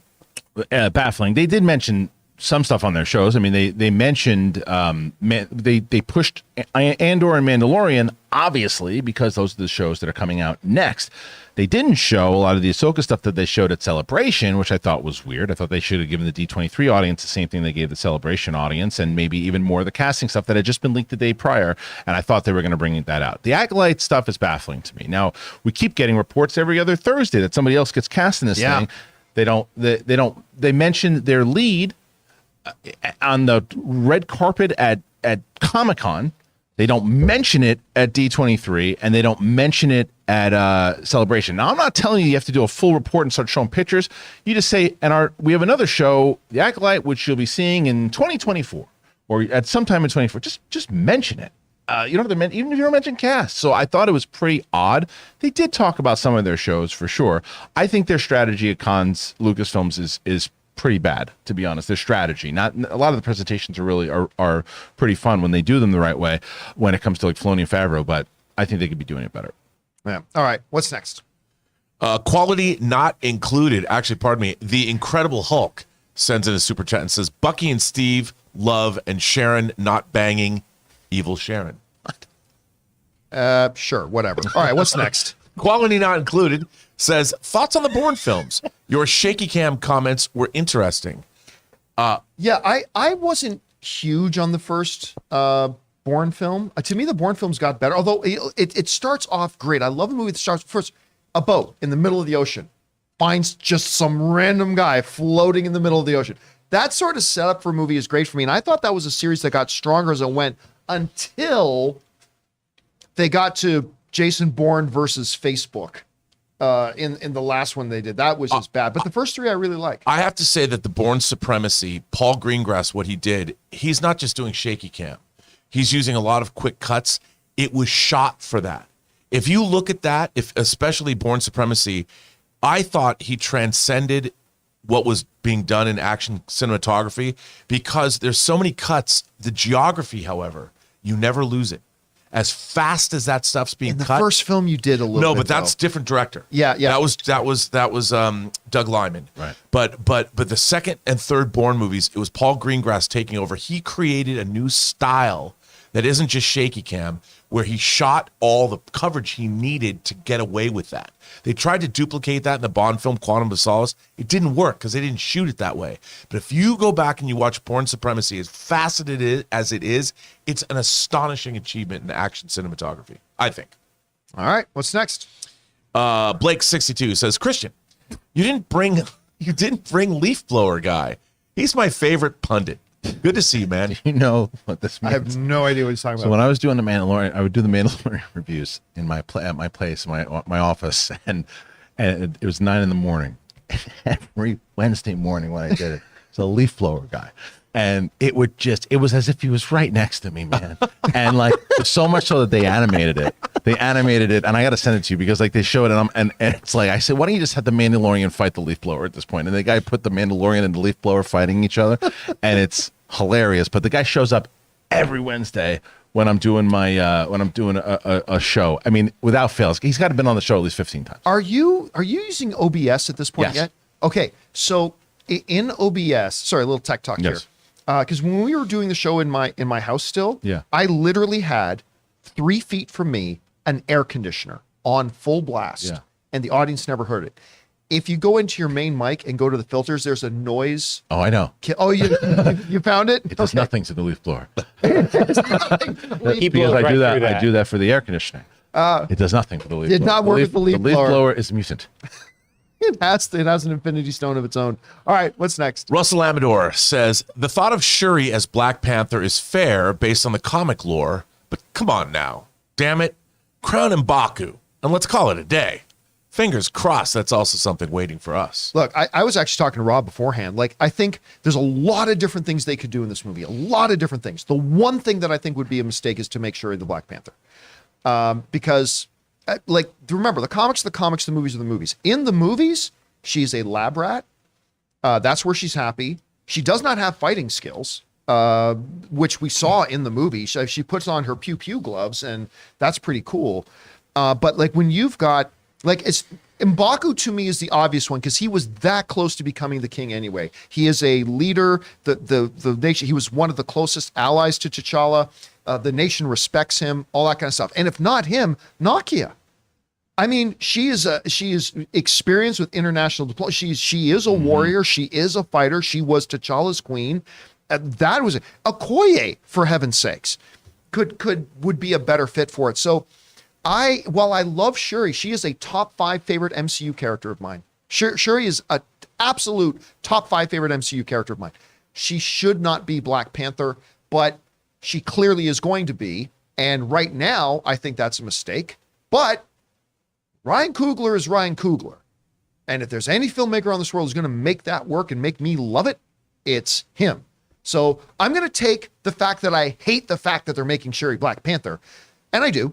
But I'm going to take that, and when I walk into the theater, I'm going to leave it at the door, and I'm just going to go into the theater and say, all right, show me the movie. And then we'll judge it on its You own mean you're merits. not going to do a preemptive YouTube video saying they ruined this character, they ruined the MCU? You're Oh, not yeah, gonna- yeah. Surprise, surprise, right? Because nobody does that, videos. right? Okay. All right, what's next? Wraith X7 says, the best G.I. Joe movies were the Expendables films. Megaforce is a close second. Well, Dude, Megaforce, have you watched it lately? Come on.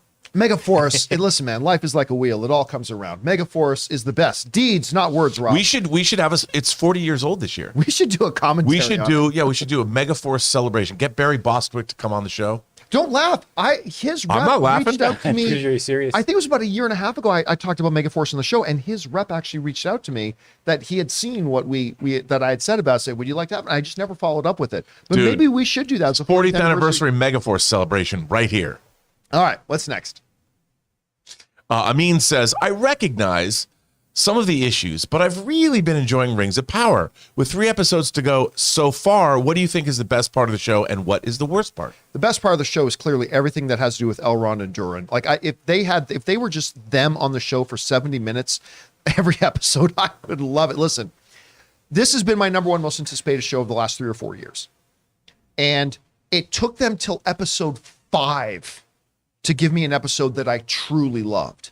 Like episode 4, it started to look like the show that I was hoping it would be. And there's definitely positives about episodes 1 through 3. I nearly tapped out of the show after episode 1, for heaven's sakes. Like I almost gave up on it after the first episode.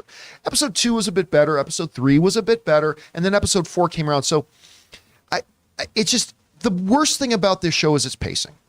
And the reason I'm starting to really come around on it is because it feels like those pacing issues are starting to be addressed and starting to get worked out. So I love the last episode, but it's got to finish strong. This show's got to finish strong to me.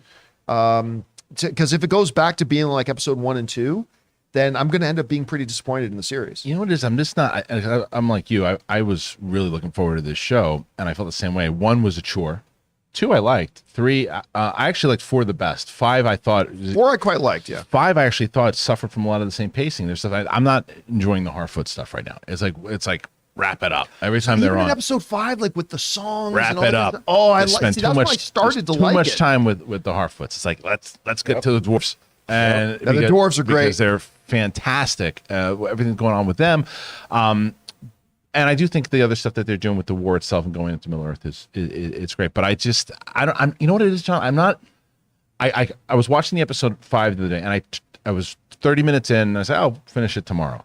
House of the Dragon, you have to drag me away from the television. Yeah. And I want to. That's what I wanted from the show. I want to be like, are you kidding me? I'm not pausing this right now. I don't care. Let the kids go to bed hungry. For me, but right now, this show isn't grabbing me the way that I needed to. Well, no, that's the funny thing. Like I said for me, episode 5 was the first episode that I could say I liked as much as episodes of House of the Dragon. It took 5 episodes to get. House of the Dragon is so clear cut the better show. It's all subjective. Maybe you're liking Rings of Power more. If you do, that's great. From my perspective, House of the Dragon is so much clearly the better show. Just better storytelling, better writing, better like engagement, like because there's more action And that's happening in Lord of the Rings. It's But, pace. Yeah, it's pace. And that's the whole point. You just said like every word. I'm hanging on every word and every character and set up through characters. There's never a wrap it up moment for me on House of the Dragon. Nope. Yeah. Never. And I hate to compare them because they're a fantasy series, but when it is what it you're is. 2 high fantasy series airing at the same time, it's going to be happen. compared. Yeah. So anyway, but hey, if they can finish out strong, like for me, if episodes 6, 7, and 8 are likened onto episodes 4 and 5, I'm going to end up being very happy. If they go back to being more like episodes 1 and 2, I'm going to end up being pretty disappointed in the show. But let's see how it finishes. All right, what's next? Hoopsuni says, Hoopsuni. I love the fight scenes in the first half of Shang-Chi before he gets the rings. With him having the rings, do you think we'll ever see any more of those hand-to-hand fight scenes from him in the future? They absolutely will. By the way, Anne got addicted. That Simu Liu, he's been doing these YouTube videos with this Asian dance troupe, and she's got hooked. Like she was just watching like hours of these all weekend. So he's a pretty good dancer, good Canadian kid, Simu Liu, by the way. Maybe you should ask to join his dance crew. yeah, I'll bring the cardboard. See? Now you're coming up with golden ideas. I don't think that would go very well, but I bet I we'd mean- get great engagement from the audience. they will. Listen, the fight scene on the bus. I contend. I mean, listen, the airport scene in Civil War is the best action sequence in Marvel, in my opinion. But as far as just a straight up fight sequence, the bus fight scene in Shang-Chi is the best fight scene they've had in the MCU. I can watch that scene over and It's over. And really over and well over. done. And the music that's playing in it, I think is DJ Snake's song "Run It" plays during that whole thing. And there's character moments like the guy. Oh, there's bus guy and also Aquafina. You know, the whole. It is a beautifully done action sequence. Yeah, and so I do think moving forward, we're going to get a lot of hand-to-hand and use of the rings. I love the way him and his dad would fight using the rings as well, but I think they'll use both. They'll do Because he's not going to wander around the streets of San Francisco wearing those 10 rings. both. Well, hey, Wenwu never took them off. So I don't know. We'll see. All right, what's next? Let's see. Cinema Sauced says, had a chance to see Pearl. What a refreshing take. I have zero. I didn't like X, so I personally have no interest in the follow-ups. But hey, to be fair, I've heard they're pretty good. Yeah. But then again, most people liked X, right? I'm one of the few people that didn't really enjoy X. And granted, I didn't finish it because I just got bored with it and I walked out. But I've heard some really, really good things about it. If you're on the fence about it, don't listen to me. Other people are saying they really quite like it. Go check it out. All right, what's next? SOMD, Somid, says, Thor Love and Thunder would have been better if we saw Gore the God Butcher, some of the gods, instead of the omnipotent city scene. Okay, number one, I love the Olympian city scene. But number two, you're absolutely right. We never saw the God butcher any gods. I mean, there's that opening scene where he stabbed the doofus at the beginning of it, and that's fine. But listen, for we as the audience to feel the peril and the threat, we've got to see it and experience it. We needed some kind of a montage. Like in the comic, there's literally a montage in the comic of Thor ending up at place to place where Gore had shown up and butchered a whole bunch of gods along the way. We needed to see that, I think, to feel the threat level of what Gore represented. Instead, it was just theoretical to us as an audience. And you're absolutely right. I think that would have elevated the movie. If that character was not played by Christian Bale, he would have been as forgettable as the Dark Elf? The Dark Elf. He would have been as forgettable. But because it was Christian Bale, he brought a lot to it. Right. But what did he do? You know, for the most part, and when you saw him, because it was Bale and the way he looked, he had a great look. It's just like everyone's going to be comparing everybody to Thanos. Is this the new Thanos? And it's like, no, he's just kind of. But I hated that God scene. I hate that. I hated it. I did. I love the Saturday Night Live. The only thing I didn't like was everything you need to know about Thor: Love and Thunder. I tell people this who haven't seen the movie yet, and like, do you think I'll like it? I still like the. You can wrap it all up in how you would react to one moment in the movie. They show up in the city of the gods that you see in the trailer. And one of the gods they see is Bao, the god of dumplings. And that pretty much tells you everything you need to know about the movie. And if that tickles your funny bone and makes you laugh and you enjoy it, because believe me, I saw it a couple times in theaters and there were definitely audience members that laughed and found that charming. I audibly sighed. The other half audibly sighed. Right. And so I think the dividing line of this is if you saw that and thought that was charming and smirky and funny, you're going to like Thor: Love and Thunder. If you audibly sigh and go, wow, you're not going to like Love and Thunder. I'm one of the rare people that I rolled my eyes at it, but I still like the humor overall in the film. But that's the litmus test is Bao, the god of dumplings. How many times have you seen it? 3 times. See, I've only seen it once. I can't bring myself to do it again. I gotta try. Yeah, again, lower half MCU for me, but because it did make me. That's the thing with She-Hulk. If you make me laugh, I forgive a lot. I forgive a lot if you make me laugh. And the movie did a pretty decent job making me laugh. Not as good as Ragnarok, but it did a pretty decent job of making me laugh here and there. So while it was lower tier MCU to me, I still enjoyed it. But I mean, that's the thing with She-Hulk. It doesn't make me laugh. Is that why so I still have a job here? yeah, Ray makes me laugh, man. So it's like Ray hasn't done his job he'll be in 2 here years. for a long time. Just cracking He jokes. hasn't made a graphic since 2009. No, it's just cut and paste from other places. All right, what's next? Son of a bitch. Every time, man. Vader voice will live on. We had a different director for the last 2 She-Hulk episodes. Kat Cairo directed the first 4. Explain the lack of post-credit and the loss of identity? No, because whether there's a post-credit scene or not is not determined by the director of a TV show. It's determined by the showrunners and the writers. That's the big fundamental difference a lot of people misunderstand about. The role of the director in a movie is much different than the role of a director on a TV show.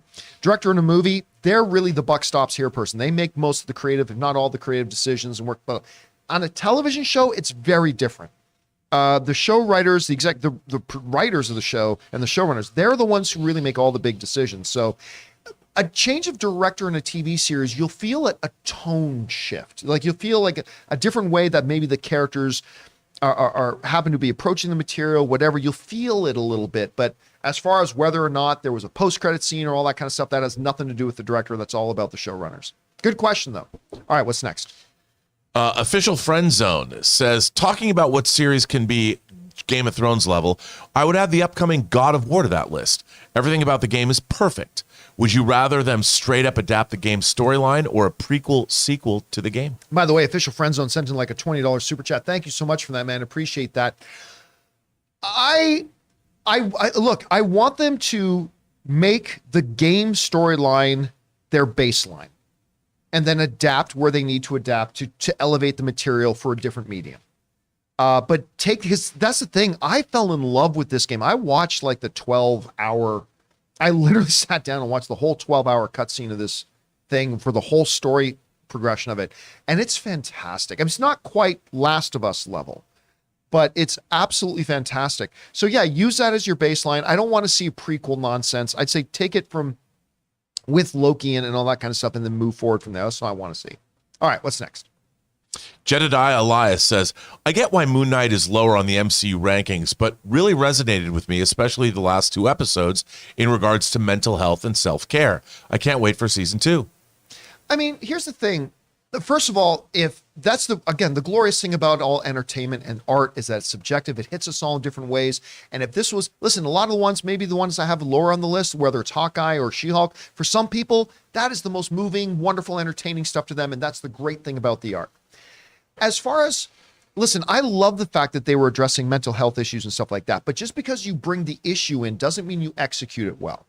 And for me, while I thought it was great that they brought it up, and in like that one episode you're talking about, in episode 5, I believe it is, I thought that was very, very effective. Now, not enough to elevate it higher on my list, but that moment for me was really quite good. Yeah, and I had it very high on my list. It was number 3 for me. You had it right up there. And because of what he was saying, but I agree. I think that had that season finale nailed it, for me, it probably would have been my number 2, even number 1. All right, what's next? Sub McShave says, Christian and Ray should star in a new Twins movie. Sign me up, but I want to play the Danny DeVito part. I just want to make these two like live in an apartment together on Miami Beach for like a month and just have cameras around the house. I would just torture Ray with my Mad Hatter impression. Hurry up and make the egg. We got to get to Campea. The traffic is terrible. It'd be torture if you did that all day. All right, what's next? I got to scooch down a little bit. Andy says, seeing how much the Targaryens love their family and ride fast beasts, I'm surprised there isn't a Dom Targaryen who needs dragons when you've got family. Listen, if Sony gets or Universal gets their hands on this property, I'm sure we're going to see it. I mean, again, I get it. It's a different world, and I don't judge other cultures, but them Targaryens, man, I want to propose that my son marry my sister. Let's do that. So I said, hey, you can't sleep with your uncle, but you can fuck your cousin. It's all good. Oh, there's going to be lots of family shenanigans coming. All right, what's next? Sam Fisher says, Shana Tova, Rob, Happy New Year. Well, Happy New Year to you. It is, of course, the Jewish New Year. Is it? Rosh Hashanah, yes. I didn't know that. It is. Okay, very cool to know. All right, what's next? Al Renshaw says, which franchise do you think has more popularity, could do better right now, G.I. Joe or Voltron? I actually think it's too close to call. Well, we saw a great Voltron series on Netflix. You know, they did it. But I mean, like, as far as if they did a live action thing, I would say if you put out a live action Voltron movie tomorrow and a new live action G.I. Joe, I think the Voltron movie does better. Well, because it doesn't have any baggage. That's exactly it. Yes. Justin Marks, who great writer, also just did recent Top Gun Maverick story. He had a Voltron take that was ready to go. I don't know what happened to it. They were about to do it. Find out what he's doing and see if he still has that, because Justin Marks, he's who I was ultimately working with Masters of the Universe. And he's got a very good take on this stuff. So I would love to see Justin Marks' version of Voltron, especially with the clout he's got right now after Top Gun. That would Speaking of which, where's the Gundam show? Where's Netflix's live action Gundam show? That would actually be a better matchup if you released the Masters of the Universe and Voltron movie tomorrow. Which one would win the box office? I think that would be closer. But I think that goes to Rob's point earlier, and that's just a matter of the tone. These are going to be all about tone. If you try to go Masters of the Universe like campy 1988 or 87 version, no, thank you. You go Conan the Barbarian, John Milius style. But magic meets science. Yes. All right, what's next? No Orko. Tell him you're my cousin. I'm a beer enthusiast. You and me both. The more beer I drink, the more enthusiastic I get. All right. Okay. I like that. That's good. I'm not a beer drinker, and I thought that was funny. Casey Mack says, I finally did it. I saw X last night and liked it so much. I'm going to see Pearl today. I will also be seeing Amsterdam at a special IMAX screening later today. Nice. So looking forward to that as well. Well, Casey Mack, I'm jealous. I wish that was my screening last night. You don't. Really? Amsterdam, I can just give I can just give first reaction. I don't even know if there's an embargo, but my first reaction was it's like a cat with a toy, man. It's paying attention for a little bit, and then the story just kind of starts going like this. Like you don't really. Oh, You're breaking I'm my sorry. heart, Mark. I'm sorry. Mark, you're breaking my I heart. know. I'm sorry. Like I wanted to love it. I love the David O. Russell stuff that he's done with the chemistry is great between all three. Because I love the trailers too. Me too. Love them. Okay. Yeah. Well, we'll see. All right. What's next? Sam Fisher says, I think Laris is my new favorite character. Man. He's a stone cold killer. He seems like he's going to be a mix of Tyrion and Varys. Smartest man in the room and spies everywhere. But Tyrion and Varys weren't pure evil. I would say this guy's Littlefinger and pure Varys. Yeah, he's got more. He's got more. He's middle finger. He's middle finger. Yeah. I mean that's like Middle with the- fingers, did you guys? Yeah, we refer to his middle hilarious. finger. So middle finger. Like yeah. the just the stone cold, the way he didn't even blink when the idea hit his head. Yeah, just murder my dad and my brother. Yeah, but you Yeah, know what? He we can also do that. proved he can't trust him. Littlefinger would never have made a move like that because that puts him in a compromise. Look at Allison; she's horrified. But I mean, at the end of the day, if he can do that to his own father and brother, should I keep him around? He has no problem showing who he is to her. Yeah. Right? Like and even I mean, I guess we just spoiled the hell out of it anyway. But there's a Tyrionness to him in the sense that, like Tyrion brought up a couple times during the series that, hey, nobody thinks twice about it when they look at me, right? And with Laris, with his handicap, Yeah. he's like, it's probably the same thing. true. Nobody thinks to look twice at me. That's okay. I'll just burn you alive. That's fine. You'll find Claudius. a way. You'll find But a an way. evil to pay him Claudius. back. Yeah, you'll find a way. All right, what's next? Ben Rayner says, "Hey guys, so Oh, here's finally, Ben sent is like a $50 super chat. Thank He you, did. Ben, Ben's so awesome. much, man. Ben That's is awesome. incredibly generous of you, man. Thank you. Ben says, so guys, so here's a question. With Prey and Top Gun Maverick, both movies were fantastic this year. Which one did you like better? And if you were handed a ticket to both movies at the same time, which one would you go to? Thanks for the show. Bring on the filthy." Man, that's a great question. Okay. The first part of the answer is I personally think the better movie was Prey. That being said, the experience of watching Top Gun on the big screen, like I remember when we came out of that, Bro. when we were at CinemaCon and they showed us, first of all, over a year ago when they showed us the first 18 minutes, Aaron and I were just like, this movie's going to be awesome. Because I'd spent a year and a half saying this is too little too late to do another Top Gun movie. But then they showed us the first 18 minutes like a year ago and we were like, oh my God, this is going to be so good. And then they showed it to us at CinemaCon and just the whole, it's all about the aerial stuff. Like for me, I mean, there's a great moment with Iceman and they do a few interesting things here and there, but it's all about the in-flight stuff and what is going to the movies, if not the experience. And it's just, that takes it to the next level. So I think overall, if you put a gun in my head, I think Prey is probably the better movie in general, but if you handed me 2 tickets, I'm probably walking in to watch Top Gun again.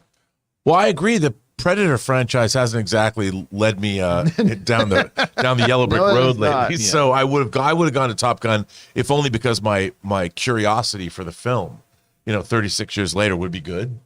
Yeah. And I love Tom Cruise. I'm a huge Tom Cruise fan. I mean, as an actor, literally as a protagonist, I love him. So I think Prey's a good movie. I think it's your opinion, but I think you're out of your mind that you think it's a better movie than Top Gun Maverick. I think Top Gun Maverick is just a perfect movie from like an old school point of view that they just don't do anymore, even though it's a $180 million film.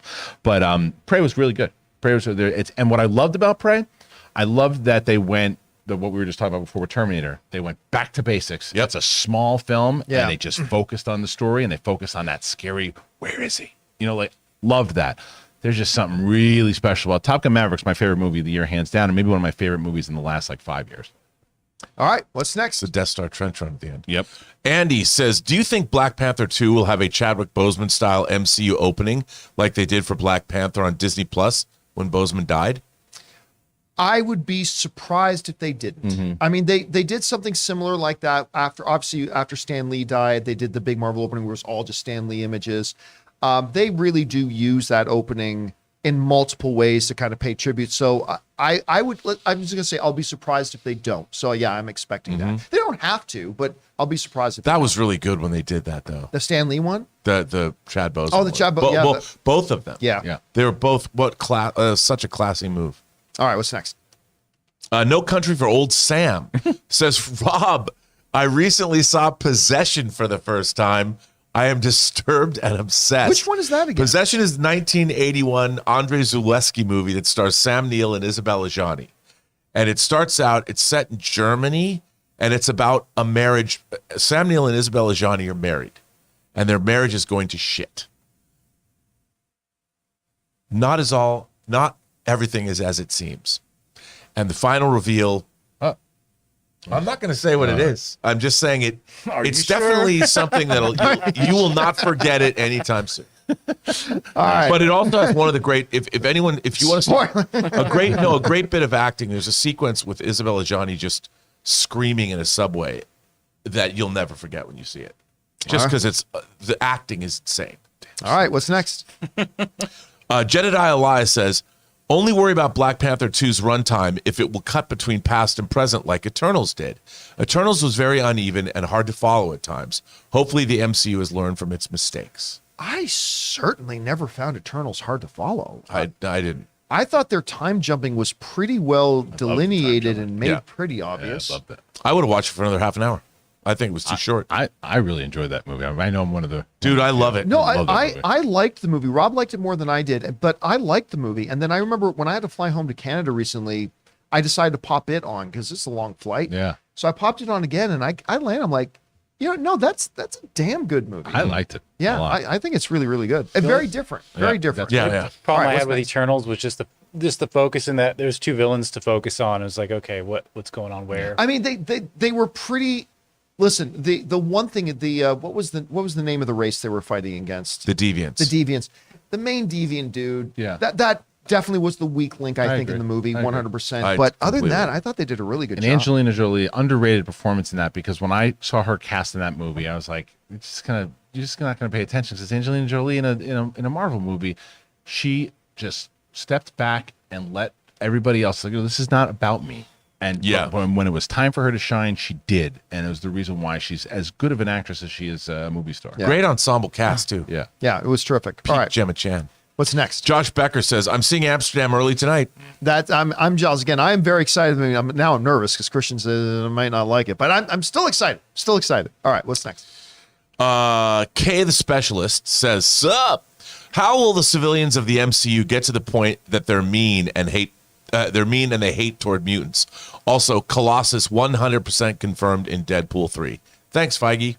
I don't recall. I mean, I don't recall Kevin Feige saying Colossus would be in Deadpool 3. Didn't hear that either. But Yeah. I mean, maybe he's just saying I can 100%. I don't know. Who knows? Yeah. So I missed the first part though. Sorry, I forgot what the first part was because I was focused on that. He's wondering about how are mutants going to how will humans Start fear being and hate mean to mutants. Yeah. Maybe something happens in Black Panther. I mean, be. yeah. I mean, that seems like trying to cram a lot into that movie. But no, but what if Namor, as Being they a said, mutant. being a mutant, and they realize, and there's a real threat that people are like, well, no, if that guy's a mutant, then then they're all bad, and maybe that starts it. Could be. Yeah. All right, what's next? Raymond Verada says, longer runtime, longer credits. You have to spot your friend among the million of names of VFX artists from ILM and the Work at Home studios. That used to be when I worked in the visual effects industry. That was one of our favorite games. We would watch a movie that had visual effects, and we say to try to pick out all the different people that we know as they go by in the names, because there's a lot of names in the VFX section. All right, what's next? Work at Home studios. Jose Santiago says, hey guys, wish me luck. I'm about to get out of Dodge running from Hurricane Ian. This will be the last thing I watch before packing the car. I'd be curious where you are, and travel safe, all that kind of stuff. Good luck. Again, big well wishes to everybody, all of our friends on the East Coast, and just take care of yourselves, everybody, and drive safe. All right, what's next? Stub McShave says, include watermelons and green beans in Ray's food show. I don't get it. Oh, that's from Friday. That was from the Friday. Oh, okay. Friday. Again, the Friday show that I was not here. Okay. Matt Boyle says, who came first? Homelander or Prince Aegon Targaryen? Laugh out loud. Hilarious. By the way, somebody mentioned when they showed since when is the dude from Stranger Things in Yeah, I said that. that, and I'm like, once somebody said that, all I see is Wolfhard. That's all I see is that guy. Well, and now that he's just aiming at pigeons from a balcony. Wow. Wow. Yeah, that was a Homelander moment. That was a Homelander moment. I just wondered. I kept waiting for them to cut to people looking up from King's Landing. Oh boy. All right, what's next? It's like a supercut. Is it raining? Oh, Raining men. The horny Ewok. Oh, this is a good follow-up. I want to see a movie of the time, like became. Wait, I want to see a movie of the time, like became Palpatine's apprentice.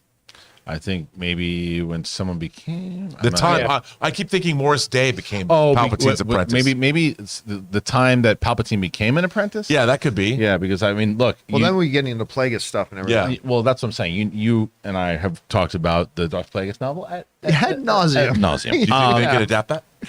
I think they should adapt. Yeah, it. it's great. James Luceno's. When they're talking about gangster stories, like He's Boba a great. Fett was He's not a great gangster. Star Wars author. He's great Star Wars author. This Darth Plagueis, that's a gangster story, and that could be done dark. You do that tone the way that you're doing the Andor tone right now. Look out, like a limited series, people and adapt. I've talked to you about this many times over. You've adapted it, whether Harry Potter's been adapted, Game of Thrones has been adapted. Yeah, people know what happens, right? So let the book readers know what happens. Who cares? Adapt it. You have the stories. Well, we don't. Well, we don't Gilroy- have any source material. Yes, you do. You've got tons of it. Gilroy is apparently doing more. I mean, I don't Well, understand. wasn't that a fake report though? Oh, was it? I I don't so. know. I heard it was a fake report. I don't know. I mean, they would be wise to lock him up into Yes. a first look deal. Yes. It That's would for be sure. wise to lock I was in. gonna All say right, that. what's next? Bobby Jackson says, going along with Rob's mutant theory, do you think maybe mutants won't be hated from the start, but mankind will be given a reason to hate and fear them? Maybe by the actions of someone like Magneto? I think that's exactly Yeah. what's going to happen. Yeah. I mean, they are going to face the same problem that I even as a long-time fan and reader of the comics and all that kind of stuff, there's always been a fundamental problem to me that the comics have never addressed. Why does the general public hate mutants? But hey, oh wait, you got your superpowers from Radioactive Spider? Okay, you're cool. You got your superpowers because you were born a certain way? Not cool. You got your superpowers from an alien being bestowing a magical gem to you? Cool, no problem. We love you. You got your magical powers because I have never felt that the comics ever did a really good rational explanation about why the general public is so embracing of superheroes but so hated the mutants. Well, because they're born better. Mutants are also, yeah. a better form of humanity that can someday replace mankind. Yeah, exactly. They replace. Like, so Homo sapien will be extinct. Right, but if Spider-Man wanted to, he could beat the crap out of a bunch of people. Yeah, and So, Hulk like, and everybody else. But although the one line that James McAvoy in one of his X-Men movies says, he says, look, history is clear and science is clear. When a next evolved evolution of man showed up, the previous level of evolution quickly disappeared. Yep. And that is one approach. But again, I just don't know that the people in the general public think that high at a I level. also think, look, the fact that they're retconning or they're changing Namor's origin substantially within the MCU points to a direction I think the X-Men are going to come from, which is going to be a very different place than we know. Yep, I think because they're they gonna have to. They have to adapt it. Yeah, they're going to do some very different things, and I'm curious to see what they do. All right, what's next? Bobby Jackson says, oh, you already read that. John Wicked sent in a super chat. Just to be supportive, and thank you for that. And guys, that'll do it for today's installment of the John Campea Show. Thank you so much for being here and making this show part of your day. Big special thank you to all you guys who sent in super chats. Number one, because you gave us great fun things to talk about. But number two, you supported this channel as you did it, and all of us involved with the show. Thank you guys so very much for your support, and also big shout out to our channel members who fired in some questions there as well. Guys, don't forget, once again, a little bit later today at 3 p.m. Los Angeles time, Rob and I will be back for a new installment of Open Mic. We hope that you guys will come back and join us for that. And of course, make sure you come on back again tomorrow and join us for the next episode of the John Campea Show. So I want to thank the people in the room with me. Of course, Mr. Robert Meyer Burnett, our special guest today, Christian Harloff. Christian, where can people follow you online? Well, if you can, head on over to my YouTube channel. It's just my name, Christian Harloff. I have a Star Wars show called Sith Council, Capes and Cows, my comic book movie show, and then the big thing where I shoot the shit with a bunch of other people, comedians and other stuff. And I'd love to have you over there, reviews, reactions, all of it. So subscribe. 55,000 right now, trying to get to 70 by the end of the year. Please come help me out. Of course, sitting back there with you guys in the live chat has been Ray Ora, and of course, producer running the show, Jonathan Voico. My name is John Campea, guys. Thanks a lot for being here, and until next time, my friends, bye-bye.